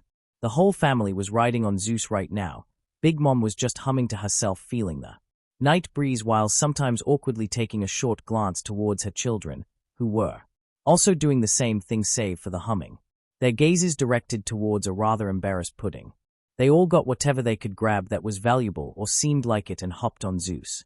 Before departing rather quickly than they should have, Zeus working overtime but could manage, as he expanded and enlarged himself for the valuables Mama's children have grabbed and placed unto him. They all agreed that they would talk about the devil fruit pudding ate when they reached back home. It was obviously going to be a very long conversation, along with amusement and teasing afterwards. So, what did you guys even find? We wrapped it up so fast that we didn't hear what you guys looted from the warehouse.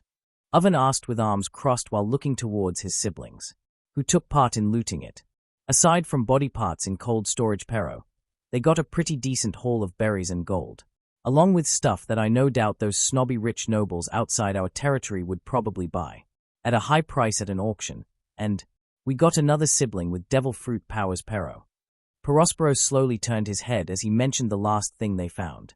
Pudding squirmed a bit from the simultaneous stares being shot at her for a few seconds. Compote nodded along before taking a piece of cloth out of her pocket with a serious look on her face. Along with this logo I found on a table, it was surrounded by crates that were loaded with weapons and ammunition. Big Mom took interest in what brand they traded or stole from, leaning forward and lowering her hand out, to which Compote placed the piece of cloth in her open palm, the giant mother bringing it close to her face for her to see clearly. She clenched her hand and scoffed before tossing it down on top of Zeus like litter, which had all her siblings scurrying around it to take a look. It's one of that ungrateful brat's underlings. Everyone recognized the logo, his presence and reputation in the new world was hard to ignore. Luffy tilted his head towards the logo in confusion, vaguely remembering that one guy at the auction with a similar symbol on his jacket, except a line crossed the skull and there wasn't anything protruding from it. Tafagai Lord. That guy worked under Kaido. Luffy said in slight disbelief before pouting. He could have told me about it. Tafagai Lord. Cracker, who was sitting across from Luffy, narrowed his eyes with arms crossed, head tilting in confusion while rubbing his head, which was going through his memories. Was he some fresh new recruit that the heavenly demon recruited? He wasn't the only one confused with how his siblings showed their own signs of confusion over this guy. Who is this brat you are talking about? Big Mom narrowed her eyes. She kept tabs on that particular brat and his family, with how he climbed rapidly in the underworld alongside a drug dealer that was slowly but surely overtaking Peklo, who stated his worries once over a tea party about the guy. Apparently his new competitor's supply has been given a 5-star rating from very satisfied and happy customer who had held quite the reputation. Rumors even say an admiral has directly met the dealer himself in person and made some transactions. Only reason she refused to do business with that man was because of her sheer spite towards his connections with Kaido. If it was any other Yonkou or powerful group that the Don Quixote family were affiliated with, she would have put an effort in trying to get him to favor her side. Met him in Sabaody in the auction. He can do this cool thing where he can create this blue sphere thing around him. He sliced some dudes and reattached their bodies in the wrong way. By any chance, does this man have tattoos on his fingers that spells out DEATH? Snack.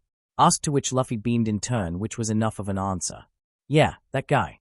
Trafalgar Law is probably what he meant, Smoothie said, saying out loud what was on most siblings' mind, which had all of them snorting while many others sighed but nodded in acceptance. That was butchered beyond belief. That's not how you say his name, it's Trafalgar Law. Cracker said, squatting down in front of Luffy, who nodded with a smile. Trafalgar Law. They snorted louder, Poire smacking her hand over her mouth and giggling a bit. It's hard for them not to crack a smile over the utter confidence their brother had in pronouncing a very butchered name. Trafalgar Law. Trafalgar Law. Many followed what their sister did while some were quietly letting it out. Most prominent being Broy and Brulee. Big Mom couldn't help but crack a smile. It was nice to a spark of childish innocence in this harsh, cruel world sometimes. They kept on going for a good minute. The more he butchered, the more hilarious they found it. Damn it. It's Trafalgar Law. Cracker took many huffs trying to die down his own laughing fit, but couldn't hide his grin that kept widening on in amusement. Luffy once again beamed, except the bulb above his head shined brighter as if he finally connected the dots. Trafalgar Law. They weren't so quiet about their amusement anymore. Luffy even copied Cracker's stutter. They just couldn't add proper English P pronunciation for complex words to the list of things to teach him, before he butchers more, no matter how hilarious it is. Galette said through a small giggle fit, while slightly smacking Mondior's shoulder, who dutifully noted it down, albeit a bit wobbly as he was silently wheezing. After a minute, they recollected their calm and went back to the topic in hand, although many silently agreed to share the names of more notorious pirates to him just for pure amusement in him butchering them to high hell. Their logos sure are similar, but the only people that particular warlord allows for people to use his Jolly Roger freely are people part of his family, allies, or some super fan maybe. Bavarois shruggingly proposed the possibility which seemed likely. Get a hold of our regular informants to keep eyes and ears open if they encounter or got anything about that brat. He might turn out to be interesting later on. Big Mom said, following her gut instincts, her eldest acknowledging it. Of course, Mama Perospero bowed his head slightly while tipping his head down, feeling a similar gut feeling about Trafalgar Law too. Meanwhile, Smoothie patted his little brother's shoulder and shook her head. No, we aren't talking about Law, we are talking about Doflamingo. Luffy oohed at that before tilting his head, another question forming. Who's that guy? Smoothie blinked before crossing her arms and huffing with a neutral look. A pretty strong and infamous warlord, especially in the underworld where he became a rather influential broker quite quickly under the codename Joker, while also running the kingdom of Dressrosa as its king. He's in an alliance with the Yonko Kaido that is unbeknownst to the world except for pirates like us. That heavenly demon is dealing and trading something we aren't particularly sure of towards Wano through meetup points. He even struck a deal with the 1st Division commander of the Whitebeard Pirates to get some experienced veteran nurses to tend towards his former captain to combat against his worsening health. Snack added on, to which Smoothie hummed, that too. Luffy just nodded, not really getting much except that he was strong and was working with someone who was on par with Shanks. I see. He did not. Smoothie simply hummed at that before joining her triplets and gazing at the skies along with most of the siblings. The stars sure are bright for tonight. She commented to particularly no one, while the siblings around her agreed internally. Why not we go stargazing on top of the chateau one night? I can get the servants to clear up the place. Big Mom offered to her children, to which a few nodded, most prominent being Angel and Broy. Shishishi. If you guys want to stare at the skies, you should do it around autumn. The stars are the brightest during that time. Oh, you enjoy watching the stars at night too? Broy asked, inching towards Luffy, who chuckled with a nostalgic look on his face. Amazing. Right. It's always either a tall place or an edge of the cliff where you can stare at the stars, shining their brightest until you fall asleep. Tilda.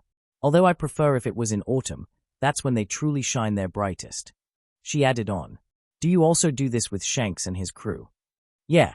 Although it's hard to find an island with people that will accept us docking on their port.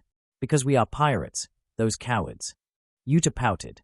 Both future pirate king and diva laid down on a patch of grass as the night skies glowed. Yuta, raising his hands towards the moon with an open grasp with an ambitious look on her eyes. One day, I will reach my new genesis, she softly muttered as her eyes glowed while Luffy grinned. Shishishi. And I will become king of the pirates. Especially before you do that. Yuta scoffed, before turning towards her side and giving a smug but affectionate look at Luffy, her first and only friend she had made. As if loser tilde, I will reach my dreams before you. No way. Yes way. No way. Yes way. Both children twitched their eyes as they stood up and butted heads, saying the same thing on their minds simultaneously towards each other. Oh, it's on. Yeah, it's even more fun with people though. Luffy gave a bright grin. Eventually, Toto Land came into view with the multiple islands that made up the archipelago, having multiple lights shining from lamps and windows alike, as there still were crowds of people wandering around the place as the shops that were exclusive for the night opened up for the residents while the ones open 24/7 were still serving people. Big Mom gazed proudly at the empire she had built, although she still wasn't finished with it. Not by a long shot. There still were problems, most of them being her own doing, but she has undone some of them. The rest will take time though, but she will eventually reach her goal of change. But for now, she just wanted to be with her children, the moment they were all going to be together won't last long. Everyone has their appointed duties as ministers of the surrounding islands, even if they have people that oversee their duties for them. Her children's presence was important, and she will savor every single moment when she can be with everyone. As they reached the rooftops, Tamago simply awaited them along with a few chess soldiers on standby. As they landed, Big Mom stepped off from Zeus and approached him. Status report. Nothing strange nor noteworthy happened in your absence, Bon. Good. Big Mom simply nodded. Take everything off from Zeus and place them in the treasury. We will sort them out tomorrow. Yes, Mama. Tamago commanded and lead the chess soldiers on taking the multiple bags of loot, and once they do, Tamago led them downstairs, presumably towards the treasury. All right, Mozart and Mania, be a dearie and take your baby siblings to bed, would you? Join. Back for the talk though. Yes, Mama. The twins guided them along downstairs too. Why, you know, I feel kind of sleepy too. So Emma. Pudding froze like a statue as Marble and Maple simply put a hand on both of her shoulders while shaking their heads. She was not getting out of this one. Sorry, Pudding, but you can't hide it from family now, can you, Peroin? Especially since I had a good chunk of berries on it happening. Perospero said internally with a grin as he stared at Zucotto, who immediately understood what the eldest was thinking, and simply just scoffed and flipped him off once he saw Mozart along with Mania escorting the younger siblings out of sight. Is it really that big of a deal? Luffy asked while tilting his head at them with arms crossed. It might not be for you, but it is for us, especially since it's a first in a family for someone to eat a devil fruit by accident.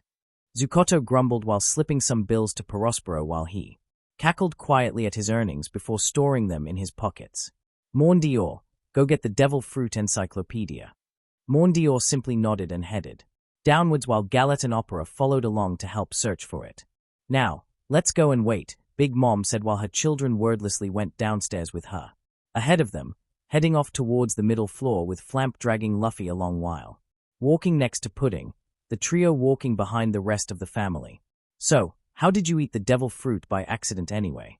Luffy asked as Flamp let go of him as he followed behind them, Pudding turning flustered as she recollected her memories.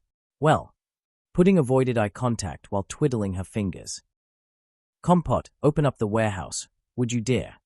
Of course, Mama. Compote happily beamed as she simply reeled her hand back and punched a hole clean through the thick shutter doors, pulling her hand back along with the door as she then pulled it out of her hand and tossed the shutter doors aside. Why, no, I sometimes forget she can easily erase our existence with a single punch if she slipped up her restraint, Dakwise said, sweat dropping as he glanced at the shutter door that Compote ripped off. It was clearly heavy-duty once you get a good look of how thick it was. Agreed, Mania said next to him. Compote was a pretty gentle woman, hard to anger, and was a bloody good babysitter since her 20s, rarely aggressive and tends to avoid fighting overall if possible. And she could easily destroy a small fortress by herself if she needed to without the use of haki at all. Ongle and the rest of his younger siblings just stared in awe at the display at their eldest sister's Strength before they stepped inside the place before being followed by their older siblings, Big Mom simply leaned forward with bent knees, moving her body under the entrance and into the warehouse.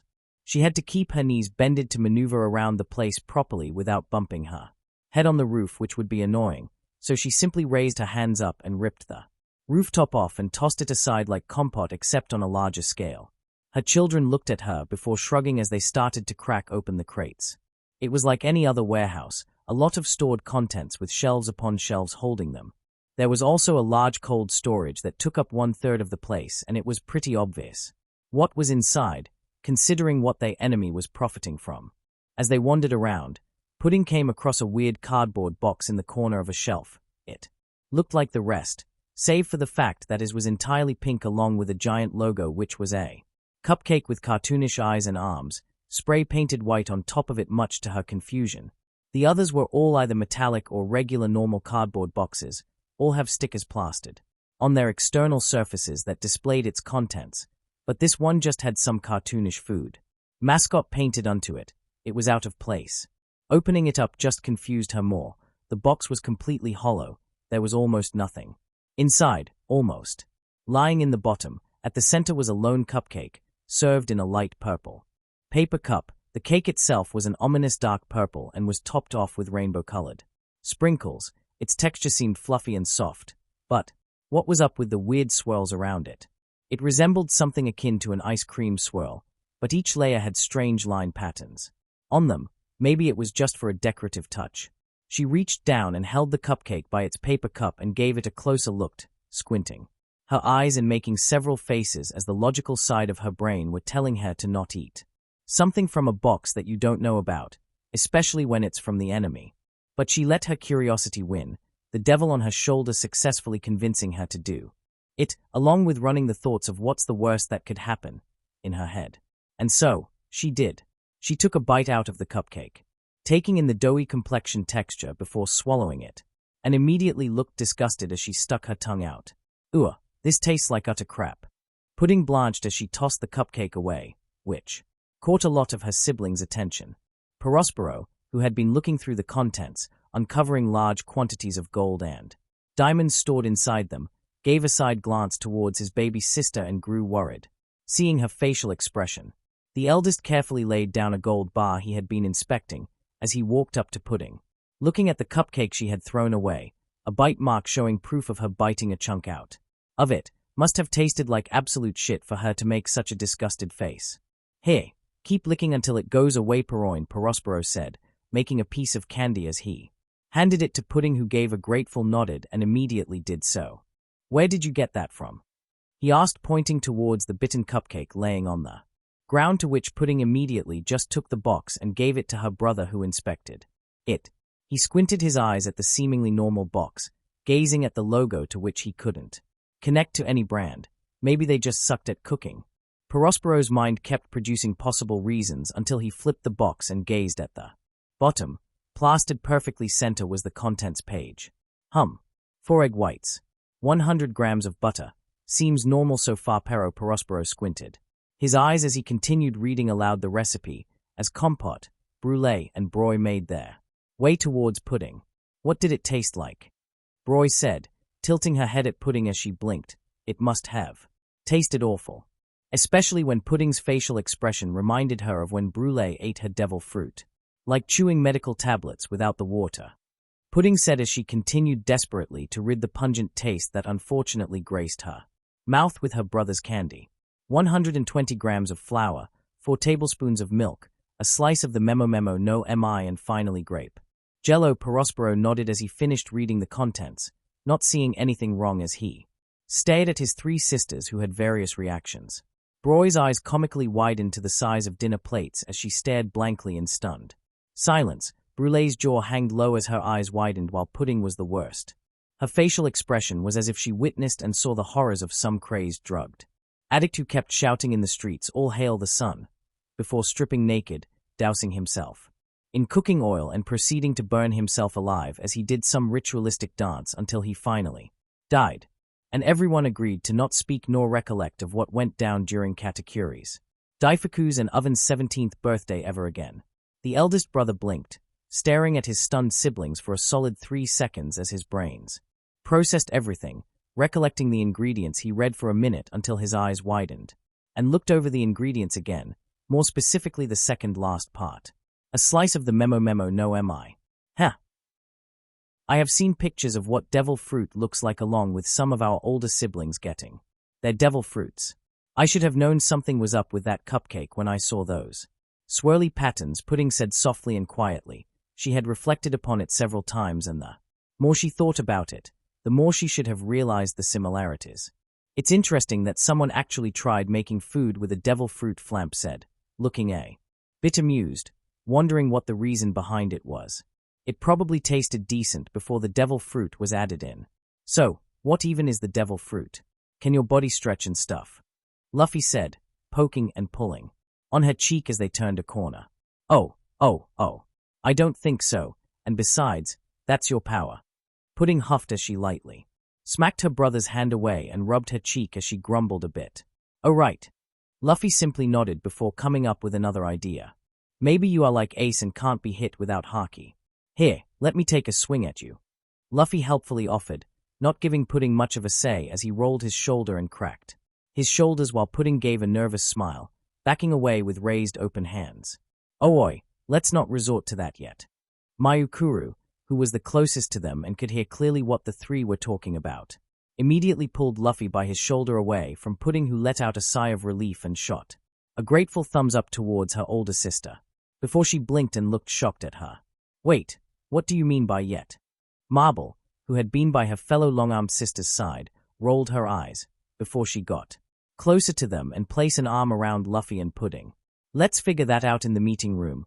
Let Mondior get the encyclopedia and we figure it out from there, she suggested, to which both younger siblings nodded at, with Pudding shaking her head faster than Luffy at the saner option. And then we can try punching her if it turns out she is a Logia, Marble said with a bright smile. Something Luffy mimicked, with Pudding blanching in fear as she stared at her sister in disbelief. I'm joking, somewhat, she simply shrugged in response towards her sister's worries and fears, which did not calm down her panic at all. Heading inside the room, it was spacious enough for all of them. As they got seated, they just patiently waited for the ones who went to the library to come here. All of them chatted about their achievements of brutality against their enemies, the spoils of war they have uncovered and taken, and many talked about whole other topics instead. After a while, Mondior, Galette, and Opera finally came back with a huge book which was humongous to accommodate the size of Big Mom. Mondior let the book leaned onto the wall as he flipped towards the book's page of contents, which spans at least 20 pages long. The encyclopedia came into existence from generations upon generations of a family line of explorers who scoured over the lands from both the New World and Paradise, documenting all the devil fruits or devil fruit uses they have come across.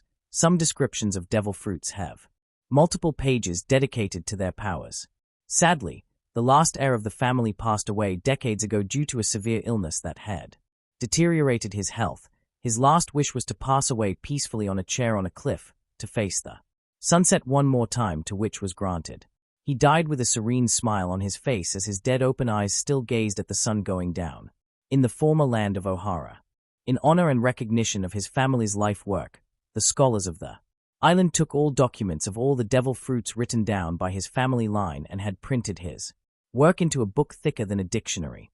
But production was limited as the government picked wind on this quickly and swiftly prohibited them from publishing the books to the public and demanded them to send the copies to them for their own benefits. A total of 50 books were only printed, 20 were burnt and destroyed, 10 books were given to the government and Marines, the scholars lying about the books being all they had printed, and the rest was smuggled or secretly released outside through irregular or shady means. And fortunately, Linlin snagged a book for herself and had someone recreate an exact replica, except being built to accommodate her size to read it easier.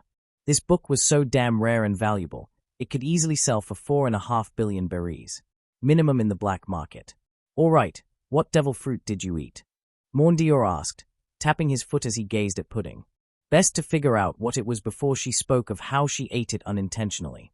The memo no mi, Pudding said, nodding a bit while all siblings turned their chair to gaze at the book. All right, Let's see. Mondior deduced that it had to be a paramecia with a name like that, flipping over towards the paramecia section as his fingers trailed off the page that listed the fruits in alphabetical order, more specifically in the M section, until his finger finally pointed at it, and he was right on the dot about what type it was. Entry 0158, page 213, memo no mi, paramecia. With a cough to clear his throat, he begun to read out loud. The memo no mi is a devil fruit that allows the users to dig into a person's head to pull out their memories in the form of a movie film in a long strip. Their memories of what they saw can be visually seen on this strip. Mondior was intrigued as he continued reading on, already forming several mental images of it. The rest of the siblings were also in a similar state.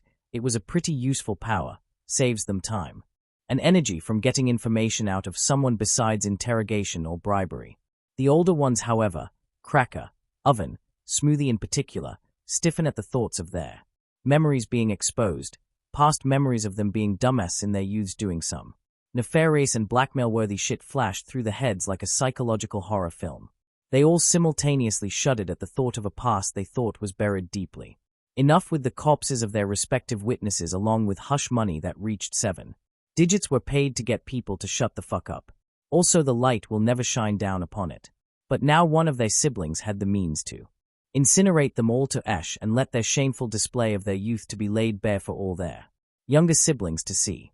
They must not allow Pudding to see what they did when they were younger, no matter what.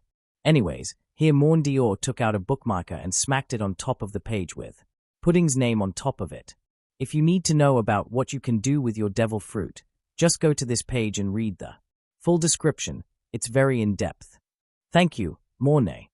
Mondior huffed and waved off her sister's gratitude as said sister was beaming brightly at him. Anyway, how did you get your devil fruit? Well, one lengthy recap about how Pudding ate the devil fruit towards the rest later.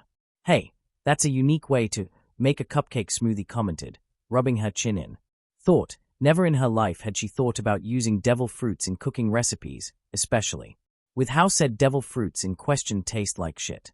Not only that, but there might be more from where that came from, Cinnamon said as she crossed her arms, leaning back and gazing absently at the ceiling in thought. She doubted that a cardboard box originally had a single cupcake inside it. Others probably took one from it and ate it, leaving the last one for Pudding. But still, it was kind of dumb to eat food out of some random cardboard box, especially considering what those guys' business were all about. Could have eaten a cupcake that had pieces of brain, intestines, and eyes in them. Compot scolded while Pudding face turned green at the godforsaken mental image that conjured up. Yeah, she can't deny, that sounds worse than accidentally eating a devil fruit. Their mother, on the hand, was leaning forward, side glancing at Perospero and her more perceptive and smarter children who were probably thinking along the same wavelength. A food company where their foods contained a portion of a devil fruit as part of the ingredients would have made the news for everyone around the world, but yet this was the first time they were hearing about this. They had many, many ideas about what this mysterious company was, but kept it to themselves. For now, Linlin didn't need to say a word, for she could just tell her children would dig into this themselves. A good mystery once in a while was intriguing to solve, so she will allow them to play detective for a while until she steps in. Well then, besides sorting through the spoils of war tomorrow, anything else we should talk about? Brownie asked, yawning into his hand as his droopy eyes looked at his siblings, wanting to immediately slam into bed and sleep. Who's on night duty again? Cracker simply asked. If I remember correctly, Mondi and Hachi, counter along with Cadenza, Panna and Raisin, and finally Chiffon and Daquoise. Oi, that was yesterday's arrangement, you drunk fuck. Hachi bonked Zukoto's head for that. Oh, all right, so whose turn is it then? Gala and Cabaletta, Mobile, Maple and Marble, along with Snack and Bavarois the mentioned. One simply either hummed in acceptance or groaned in annoyance, but didn't fuss. Everyone had their turn with staying up late till morning once they reached 18. All right, if that's all, see you, I'm going to bed. Brownie stood up, slid his chair in and just walked off, some following him immediately while the rest lagged behind. Except for Perospero and Big Mom, who sat in the comfortable silence once Compot, the last sibling, left, closing the door behind them. Perospero sighed as he leaned back into his chair while Big Mom grabbed a wine bottle. She Tends to hide under her table to pour herself and her son a drink. My son, my suspicions, Big Mom, once she finished pouring 2 teacups, drank directly from the bottle. Unfortunately, they are a reality. Perospero sighed, withdrawing his hat from his head, placing his hand inside to dig out massive pictures he had rolled up inside the hat, rolling them out and placing them on the table, to which Linlin leaned forward to grab and inspect, her face looking dark as she does so. Our undercover spies spent some time carefully navigating away from Marineford before they made contact with us. The infiltration was a success and we got what we were looking for. Big Mom hummed at that. All high-ranking Marines took part of the war, on the field, leaving only the stationed guards in the base. It was the perfect time for anyone to break in and have a search around and take pictures of their findings. As Linlin gazed at the picture, she gritted her teeth as she glared venomously at the picture while her eldest drank from his teacup of wine. The picture was shot at a bird's-eye view, probably taken from standing on top of a chair to take an aerial shot of below, that below being a table with bounties spread out on it. Charlotte Anglais, wanted dead or alive, 50 million. Charlotte Wafers, wanted dead or alive, 50 million. Charlotte Wyro, wanted dead or alive, 50 million. Charlotte D. Chat, wanted dead or alive, 50 million. Charlotte Normand, wanted dead or alive, 50 million. Charlotte Dolce, wanted dead or alive, 50 million. Charlotte Draghi, wanted dead or alive, 50 million. Charlotte Anana, wanted dead or alive, 50 million. Linlin slammed the picture down on the table, her hand going through the table and suspended above the floor. She retracted it back, leaving a hand-shaped hole onto the fine furniture made from Adam wood. Perospero flinched at the impact and stared blankly, drinking his wine without looking away while his mother breathed heavy, forming smoke when she exhaled. Linlin wasn't surprised nor pissed about the bounties on her children. The Marines started doing it after Smoothie's, Cinnamon's and Citron's birth, giving a minimum bounty of 50 million when one of her children were discovered. But these were her youngest, starting with Anglais at 12 years old all the way to Anana at 6. Her youngest fucking children, who majority of their life stayed on Whole Cake Island, hidden away from the world, their existence only being known once reaching 13. The only exception were the ones who attended her tea parties. Perospero, compel a list of all previous guests and attendees of all my tea parties. I want them. After a week, she commanded. Yes, Mama, he nodded with his own glare, which was directed downwards onto the floor as he tipped his hat, brain already going at work as memories flashed through his head of all people he had talked to. The eldest took his leave with determined eyes to find the damn snitch who leaked his baby siblings' existence towards those self-righteous fucks, placing a target on their backs. Big Mom sighed, leaning back as she stared at the ceiling. Couldn't be Morgan's, no matter how much he liked publishing big news. Even he had standards and avoided posting information about her children. Couldn't be Drug Peklo, Dufeld, Giberson nor Meat. They feared and respected her, and they don't really stand much to gain much from it except an execution performed by herself. But Stussy. Big Mom sighed, recalling her time with that woman when they were the Rocks pirates. She was all over Edward, wanted to get a child from him, but the man couldn't give much of a fuck towards her. Actually, he didn't give a fucking towards her at all.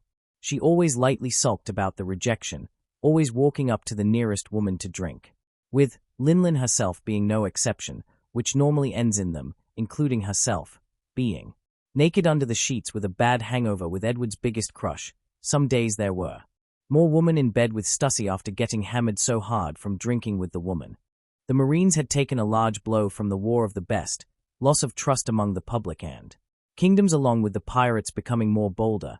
It was an absolute shitshow that he was getting under control still. Many good people are going to get injured and killed. Fujitora muttered with a deep frown, but accepted this fact. Nothing he can do will change it. Consider it first-hand experience of what's to come and what to expect. To uphold justice is to carry the weight of the world against all who opposes it. Akainu said as he looked onwards, towards the seas with arms crossed. We must end this confrontation quickly, Fujitora simply said. Now that's something we can both agree on. Oh, then get on with it. Both Akainu and Fujitora tensed up, the atmosphere turning dreadful in an instant as they quickly turned around. The sudden feeling of a malicious presence behind them was instant. Walking towards them from the distance releasing Conqueror's haki that knocked out all the weaker navy soldiers around him. Was Shiki, grinning with his two swords unsheathed and in his hands. "So, you're the new fleet admiral, hey? Of course, the government would select you of all people." Shiki sighed in disappointment while Akainu clenched his fist before relaxing it. "I see, you were never on your ship. You came here with your devil fruit powers yourself. For what purpose have you came here personally, you bastard?" The fleet admiral already had smoke coming out of him as his body glowed of magma. "Can't you let an old man explore the world and see what the new generation is like? Also, think fast." He let go of his swords, which rapidly launched towards two unconscious soldiers. Fujitora sprang into action, immediately dashing to one of the soldiers to parry the sword away. But much to Shiki's surprise, he was bewildered by the fate of the other unconscious soldier. There stood Akainu in front of the lying soldier, who smacked his katana away, instead of taking the opportunity to launch himself towards Shiki, who left himself unarmed. "Hey, even a leashed dog changed during my imprisonment," Shiki muttered in curiosity as he retracted his katanas away from the admirals and back to his hands. "May go, Dark Hound." Shiki leaped backwards, away from a charging Akainu who had turned his hands into pure magma. "But the spite still burns brightly," Shiki mused. He floated in the air as he reeled one of his hands back, gripping hard on his katana. Zenkishoku/Eclipse. He released a large eclipse-shaped blade of air that appeared golden, aiming for the top of their bodies, but more specifically towards the blind man.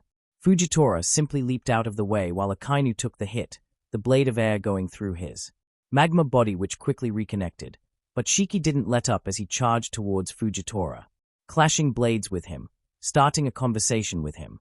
"Using observation haki to see, I presume," Shiki casually said as he looked at the admirals. Eyes that were opened a bit, they were completely whitened out.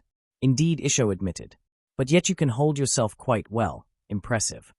Shiki kicked Fujitora in his torso to launch him back as the lion himself leaped away, pressing his foot against the ground hard to forcefully launch himself away as Akainu blasted magma from where they previously stood, irritation shown clear on his face. "Stop casually talking towards our enemies and fight." Sakazuki scowled, his entire right side covered in magma, with the other half being normal so he could clench the den mushi. With a click off a tongue, Shiki dug his foot onto the ground before kicking the dirt up. Cracks quickly formed from where he had kicked, which quickly made its way to Akainu before it exploded underneath him, rocks bursting out and hitting him, but they simply went through his body. Holes were formed but quickly closed with magma. Akainu, despite being unaffected by a weak attack, simply clicked his tongue as his vision was obscured by the rocks along with the dust that came with it, using observation haki too late as he felt pain radiating from his back as he was sent flying towards. Shiki looked disappointed as he placed his foot back to the ground after delivering a haki-imbued kick towards Akainu's back. "After all these years in prison, you Marines are improving powers in the wrong areas," Shiki huffed as he calmly walked to Akainu, who quickly got back on his feet. "Seriously, after the golden era with monstrous legends like Garp and Roger were seen as the strongest, had the Marines been turning a blind eye to what they should be more reliant and working on? Hey, let me show you what you fools are severely lacking in." Digging his feet to the ground to the point, cracks formed before he launched himself, kicking up the soil as he reeled his fist back and punched Akainu hard in the stomach. The fleet admiral coughed blood but quickly gritted his teeth as he attempted to wrap an arm around Shiki's waist and burn this old fucker alive, but the golden lion simply kicked him away before he could and created distance between them. As Shiki touched the ground, his body suddenly became heavy, the ground breaking around him. He gritted his teeth as he felt the pressure. "What is this?" Shiki looked at Akainu before looking at Fujitora, who was walking up to him with his sword slightly out of his sheath. It had to be that blind man's devil fruit power at play. "Your execution." Akainu reeled his fit back, prepared to repay him kindly for those hits he had given him, but as he swung, Shiki simply stopped resisting towards the amplified gravity, letting his body fully slam into the ground, narrowly avoiding the magma from touching his face. As he laid down on the ground, he forced himself to roll to the sides before droplets of magma, dripping from Akainu's still magnified arm, could melt through his back. Shiki felt the gravity becoming normal as he rolled out, able to stand up without any pressure. Now, as he saw the cracks from the ground form which he laid and stood on continuing to crack, Further and further. Only affecting areas, no, anything within a radius similar to my own fruit. Shiki brain-theorized. As he got his grip again, he started leaping and dodging immediately as craters formed from where he previously had stood. It was abrupt and instantaneous. That blind man's devil fruit was the opposite of his. He could strip away gravity while that navy dog amplified it, ranging towards an extreme degree in less than a second to boot. He finally leaped in the air but floated instead of landing.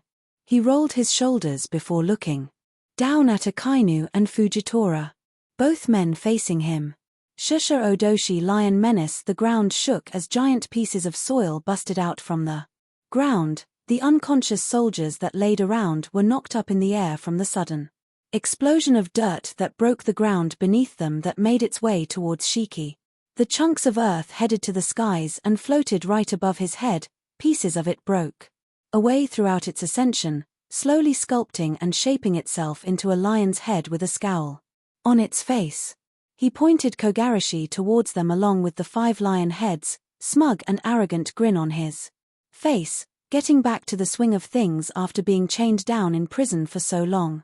It was a good way to get his bearings back in the new world, using these admirals as a warm-up. Shusha Odoshi, Haiku no Kiba Lion Menace, 100 fangs sharply constructed. Spikes of dirt rained down upon the 2 admirals along with any unconscious marine around them. Moko, Raging Tiger. Ryusi Kazan, Meteor Volcano. In return, Akainu launched multiple giant magma chunks that resembled its fist, colliding with the spikes to stop it. While Fujitora reeled his katana back before slashing, the spikes slowing down before coming to a complete halt in the direction of its swing before being pushed back and blown away to a dirty mist of soil. The lion heads didn't let up on the barrage, but they became smaller and smaller until they were just the size of Shiki's torso. Alright, not bad, then how about this? Maintaining his grin with a glint in his eyes, Shiki raised his hand. The small lion heads crumbled into dust and were sucked in like a black hole towards an ever-expanding orb above Shiki's open palm. It took shape as he conjured one single massive lion head which, along with his hand, lowered and faced the admirals. It was similar to a hand cannon. He placed his hands on the back of its soil head, the color changing from dirt to a blackish clay which made Akainu tense while Fujitora furrowed his eyebrows. Armament haki? The Vice Admiral muttered while Akainu widened his eyes, reaching the conclusion of what was coming almost too late. Shusha Odoshi, Ohagura no Reiju Lion Menace, Black Teeth of the Beast. Hundreds of smaller but faster spikes came descending down towards them, major difference being the color which was noticeable dark. Fujitora tried to use his devil fruit but had to dodge before he even had a chance to conjure his strength. He found himself on the defensive as he kept on parrying or dodging the lethal projectiles. Dai Funka, Great Eruption. Akainu was releasing forth a great burst of lava to try and halt the movements, but the tip of the spikes still was able to reach him, majority poking onto his clothes, but some were able to pierce through his skin, making him grit his teeth as he bled from it. The onslaught of haki-imbued spikes pushed them back, anything in its path obliterated. The trees turned to Swiss cheese, some collapsing form having too many holes while others, unfortunately, found themselves a more fleshy target in the form of the still unconscious marine soldiers. The very lucky simply were grazed, the less but still lucky had a quick and swift death as their heads turned to fine mist with a spike as its replacement, while others had an unceremonious wake-up call to reality before dying from shock as the spikes pierced through their internal organs, breaking multiple ribs and bones along with the unfortunate ones getting dismembered. Akainu, throughout this ordeal, finally erupted in great rage. Inugami Guren, dog-biting Crimson Lotus. From the lava Akainu spurted forth, out came a fanged doghead of magma that rapidly shot towards Shiki while the man himself was taken aback by his ferocious attack. It was the size of a fucking galleon and the length of a sea beast. Shiki reeled his hand away from his cannon and rapidly flew out of range as the doghead bit on his construct, the thing returning back to regular magma which plummeted down towards the ground along with it. I really pissed himself. Shiki chuckled humorously before smacking his hand onto his face, sliding it down to his chin in thought before grinning, one which screamed bloodthirst. Yeah, time to kick things up a notch. Chapter 26. 3 days has flown by after the battle with the organ harvesters. Totoland was no longer being targeted, for now. There were bound to be more idiots that think they could take them on if such a pathetic little organization thought that they could. But for now, they can relax and chill, run their operations normally while Luffy continued on with his training with Rayleigh. Currently, said Rubber Man laid in a crater panting with Rayleigh standing over him with a wooden stick slung over his back. Fallen trees surrounded them along with Cracker who was sitting on a stump. The sweet general, out of his biscuit armor, came to see the progress along with just being genuinely bored without anything assigned to him and wanted to see something entertaining or interesting, so he decided to come babysit his brother for entertainment. Shiki felt the gravity becoming normal as he rolled out, able to stand up without any pressure. Now, as he saw the cracks from the ground form which he laid and stood on continuing to crack. Further and further. Only affecting areas. No, anything within a radius similar to my own fruit. Shiki brain-theorized. As he got his grip again, he started leaping and dodging immediately as craters formed from where he previously had stood. It was abrupt and instantaneous. That blind man's devil fruit was the opposite of his. He could strip away gravity while that navy dog amplified it, ranging towards an extreme degree in less than a second to boot. He finally leaped in the air but floated instead of landing. He rolled his shoulders before looking down at Akainu and Fujitora, both men facing him. Shishirodoshi a lion menace. The ground shook as giant pieces of soil busted out from the ground. The unconscious soldiers that laid around were knocked up in the air from the sudden explosion of dirt that broke the ground beneath them that made its way towards Shiki. The chunks of earth headed to the skies and floated right above his head. Pieces of it broke away throughout its ascension, slowly sculpting and shaping itself into a lion's head with a scowl on its face.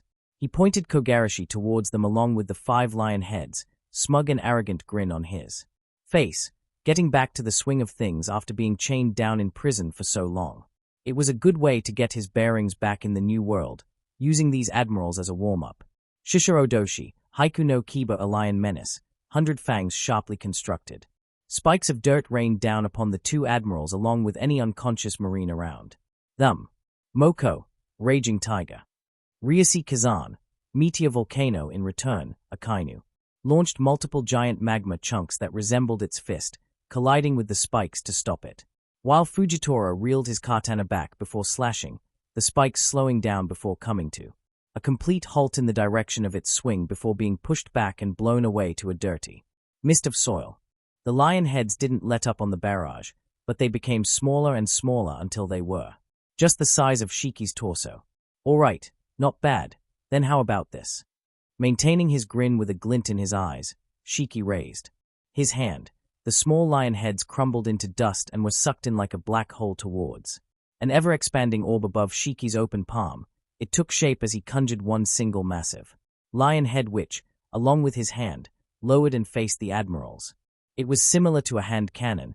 He placed his hands on the back of its soil head, the color changing from dirt to a blackish clay which made Akainu tense while Fujitora furrowed his eyebrows. Armament haki. The vice-admiral muttered while Akainu widened his eyes, reaching the conclusion of what was coming almost too late. Shishirodoshi, Ohagura no Reiju, a lion menace, black teeth of the beast. Hundreds of smaller but faster spikes came descending down towards them, major difference being the color which was noticeable dark. Fujitora tried to use his devil fruit, but had to dodge before he even had to chance to conjure his strength. He found himself on the defensive as he kept on parrying or dodging the lethal projectiles. Dai Funka, O great eruption. Akainu was releasing forth a great burst of lava to try and halt the movements, but the tip of the spikes still was able to reach him, majority poking unto his clothes, but some were able to pierce through his skin, making him grit his teeth as he bled from it. The onslaught of haki-imbued spikes pushed them back, anything in its path obliterated. The trees turned to Swiss cheese, some collapsing form having too many holes while others, unfortunately, found themselves a more fleshy target in the form of the still unconscious Marine.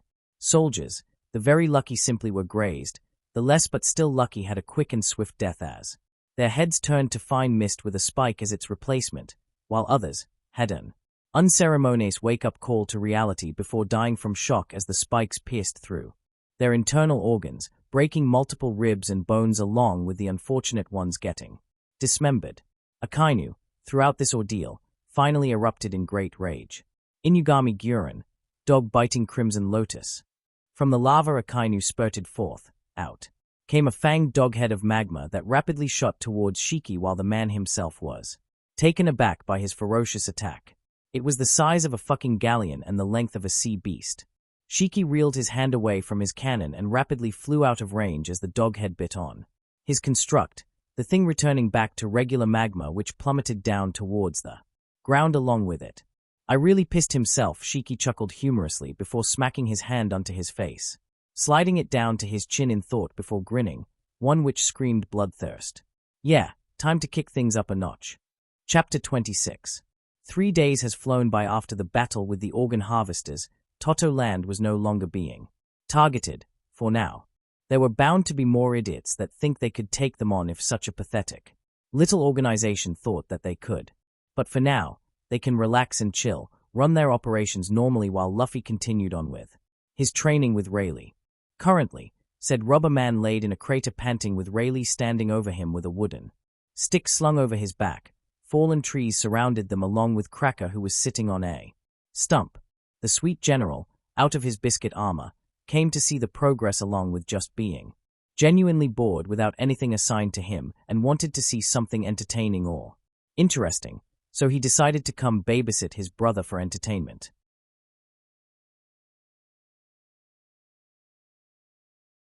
Cracker blinked before nodding, letting out a who at that fact. To think the crew of the Pirate King were chill like that. Where were you in all that madness? Being the responsible drunkard, just in case the ship drifted away from everyone or the unforeseen happened, I stayed on deck. Tom, the man who built our ship, would have killed us if we actually lost the Oro Jackson like that. Should have seen Shanks when he was still a brat, despite being the one of the two sober ones. Because we only allowed man to drink, he tried diving into the oceans too. I managed to grab him by the collar of his shirt, and I might have given him a headbutt, but I can't remember. The memories become blurry after that. Rayleigh sighed, nostalgic about all the migraines and headaches he got with his crew. Sounds like your time as a part of your crew was chaotic as hell. The Charlotte commented. It was, and it's where my happiest moments were born and forever ingrained into my memory. Cracker kept silent. The eyes on Rayleigh strongly reminded him of the days when Mama would stare blankly out of into the skies seldomly, as if lost in thought or memory before someone snapped her out of it. Ho, seems like he came back. Cracker blinked at Rayleigh's facial expression becoming a bit brighter, confusion on his face before he felt what Silvers was feeling as he gazed in the same direction as he did. Hey, wonder why, with how fast he ran off, he should have reached Big Sis Amande by now. Cracker muttered as he squinted his eyes. Luffy came to a screeching halt, just stopping a feet away from them as he grins at them. Come on, come on. Branch my name is Brulee said there will be meat. Meat. I haven't eaten meat for 3 days already and I need it. Luffy whined. Sheesh, you're insatiable for that aren't ya? Cracker huffed as he pried Luffy's arm open in the moment, letting Brulee drop to the floor much to her relief as she stood up and dusted her clothes. Upon being freed from her little brother's hold, she didn't hesitate to lightly flick his forehead, making him dramatic whip his head back, putting his head over the place where she flicked his head, while Brulee had her hands on her hips, looking down like a bemused mother. Geez, you don't know a thing about tact, don't ya? Hey, what's that? Food. Let's just go eat. What is this? The menu of tonight's dinner's course, Sir Oven. The chefs are simply jumping with joy at the fact that we are cooking up a meat-based dish for today. Oven raised an eyebrow but shrugged. The cook just simply came in with these papers containing the list of what they will be served for dinner, and the chef might as well be on whatever Kizaru was on with how unnaturally happy he was about it. Quite an extensive list, Oven mused, going over everything. He was one of the few who tasted meat before, but that was long ago, after Toto Land's formation, he only ate whatever he could. Bake, which was mostly sandwiches, baked potatoes and apple pie. Yes, we cooked up a variety of meat-based dishes, maybe too much. The chef admitted. Sheepishly, but he made sure to keep out the fact that they cooked extra food for themselves to enjoy. They hadn't had the taste of chicken, pork, beef, and fish ever since they came here, and they were sure the Charlottes wouldn't notice, hopefully. He wanted to try a bowl of fucking chicken nuggets with ketchup dipping sauce again after so long. Once he excuses himself back to the kitchen, he was going to savor that shit. The table was full of dish covers, concealing the appearance and fragrance of their dinner while they all had different shapes of cups and glasses, filled with soda, wine, cola, tea, and whatever beverage they desired.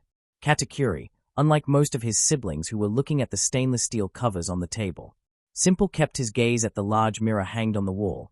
His eyes glowed red momentarily. Before they went back to normal, he huffed, smirking underneath his scarf as he gazed at the mirror with newfound interest in the future he saw. It's been a while since they had a guest. They are coming. Finally, Mondior muttered, interested in a couple of dishes that had cheese in their name. We are back. Luffy was the first to bust out of the mirror, looking happier than usual. Someone probably told him that dinner will be meat-based, which is why he was in a good mood. Welcome home, Master Luffy. A chef who stood nearby greeted him while bowing with the boy, himself just simply waving along with a yo.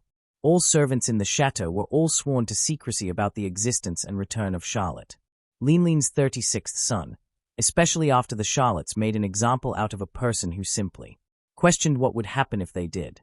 Made forced to watch the man tossed off a cliff with his legs and arms bound by shackles along with a rope tied around his torso connected to a boulder was quite the strong enforcement for them to shut the fuck up about this matter, and they will happily oblige.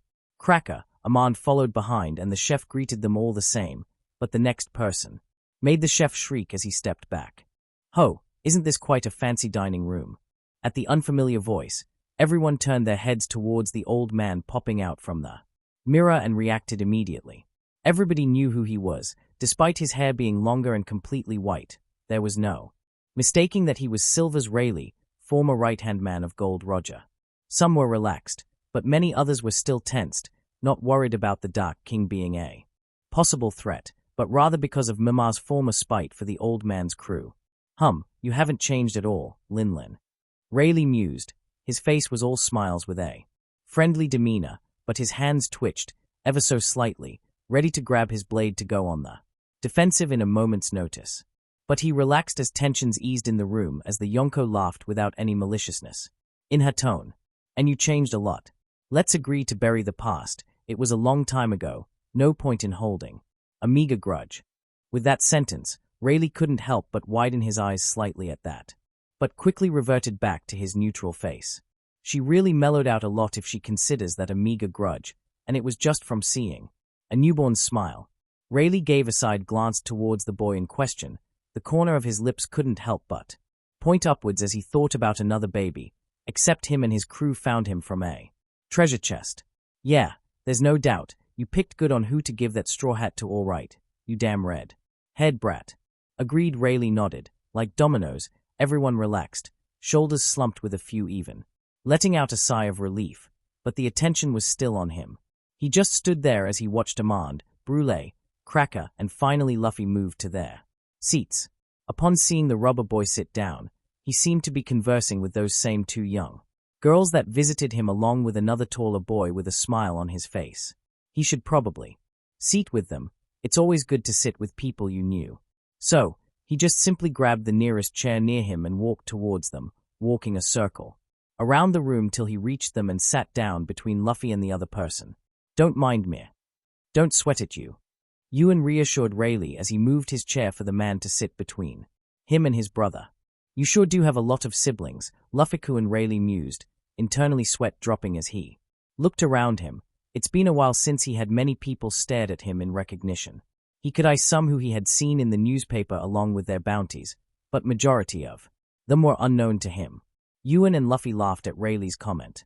Yeah, in total including Luffy here and me, there's 86 children, 47 brothers, and 39 sisters. Shishishi, I can't wait to tell Ace and Sabo about you guys. Yeah, go ahead, Your sworn siblings are also ours to you. Ewan gave the thumbs up to Luffy, who responded with a wide grin, unaware about the majority of the older siblings including their mamas thought about that.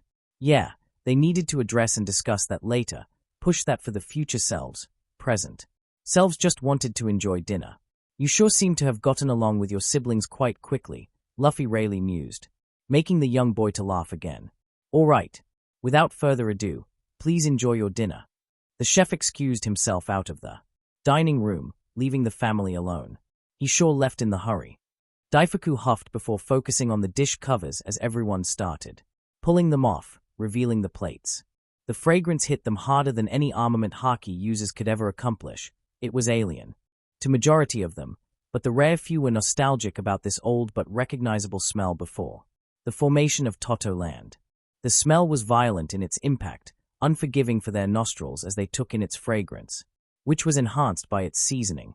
There were plates of popcorn chicken, chicken nugget, and fried chicken, jerk chicken, steak, fingers, hot dogs, turkey leg, Salisbury steak, butter kimchi, several slabs of different steak stack up on one another, sashimi, crab legs, lobster with butter dipping sauce, beef, tenderloin or Wellington, colladettes, burgers or sandwiches or pizza with meat, sushi with salmon and various slices of fish, liha paraka, barbecue skewers, spaghetti with meatballs, ramen with beef pork chicken, grilled brisket, bacon-wrapped dates, satay sticks, shepherd's pie, pork loin, stew, chicken tikka, burritos, quesadilla, shish kebab, stew with different meats in them, hammer turkey slices, meatloaf, and finally, the simple but a favorite for Luffy, meat on a bone, specifically, Sea King meat. Overall, it made them incredibly insatiable for the taste for it, to sink their teeth into it and have a taste. The first one to do that was Luffy, who happily grabbed the bone and started chewing. Barbarically, Smoothie followed next, grabbing a barbecue skewer and eating with delight as all followed, hands outstretched to grab different food from the plates. Delicious. Damn, this is good. Rayleigh looked amused as he ate slices of ham and turkey along with a couple pieces of beef.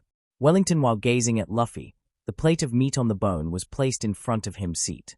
Instead of being scattered around the tables like the rest which was left up for grabs, not only that, the portions were bigger, probably cooked for him so he would only focus on it rather than the others. He wonders how many times he's stolen food from his siblings until they came up with this solution. For this day of dining, your chefs did well, you must pay them high if you eat like this every day. Lin snorted at Rayleigh's compliment. A chef working for her were one of the most well-paying jobs in Toto Land, but they went above what she paid them for. A bonus was probably in check for their hard work. She will just grab a handful of gold straight from the treasury and toss it to them, let them split it amongst themselves. Naturally, they are cooking for all of us.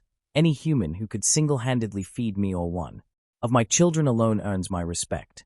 Lin said with pride as she devoured the slabs of steak on a plate. Understandable. I see half of where Luffy's appetite comes from, Rayleigh mused. The other half of where that black hole of a stomach was inherited from was towards Garp. He wasn't sure if Dragon inherited that big appetite trait from his father or not, but it was highly plausible, considering he was the Navy hero's son. Katakuri took great interest in the liha paraka. It was a type of pie made from the dough used for donuts, mixed with meat in it. He hummed, using the same trick he used when eating around his family without showcasing his mouth, intensely concentrating on the pie and devouring it at the speed of light, his head motionless while a good chunk of the food disappeared, leaving only bite marks, which was proof of him eating it. Good. Katakuri hummed in approval at the taste while Oven and Daifuku just deadpanned at him for a solid 5 seconds before they continue eating on. The snake-neck quadruplets in particular were ravenous. Amande in particular was devouring food at almost the same speed as Luffy, the woman gulping different foods, finding the seafood most enjoyable. It took 10 minutes before everyone cleared the table, many degrees of satisfaction plastered on their face, Luffy being the brightest. Well, that was fulfilling, Perospero hummed, licking his lips to clear any leftover crumbs on his mouth while Compote nodded alongside him. To think you eat like this every day, I'm quite envious of you, Luffy Rayleigh said with an amused smile at the younger boy who simply laughed at that. All right, Big Mom clasped her hand, looking down towards all her children, getting their attention. Do you mind leaving me with this old man so we can converse for a bit? The siblings looked at each other, nodding at one another before one by one they all left, Ewan, dragging Luffy out along with him, shooting a glance at his brother who kept staring on at Rayleigh and their mother, just staring at each other. Rayleigh broke the silence once the doors clicked. So, what do you want to discuss with me, Big Mom? Linlin huffed, drinking from her wine glass that was half full. Don't worry, it's just a simple question. Rayleigh quirked an eyebrow but nodded. Go on. Are you actually married to Shaki-chan? Yes, I am, happily so.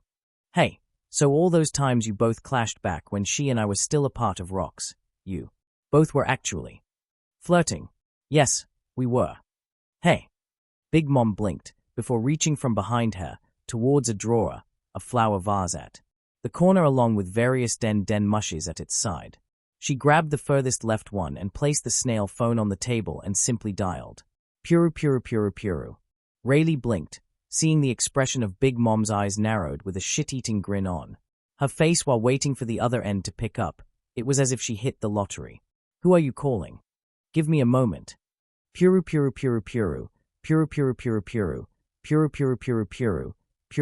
Per click. Good evening.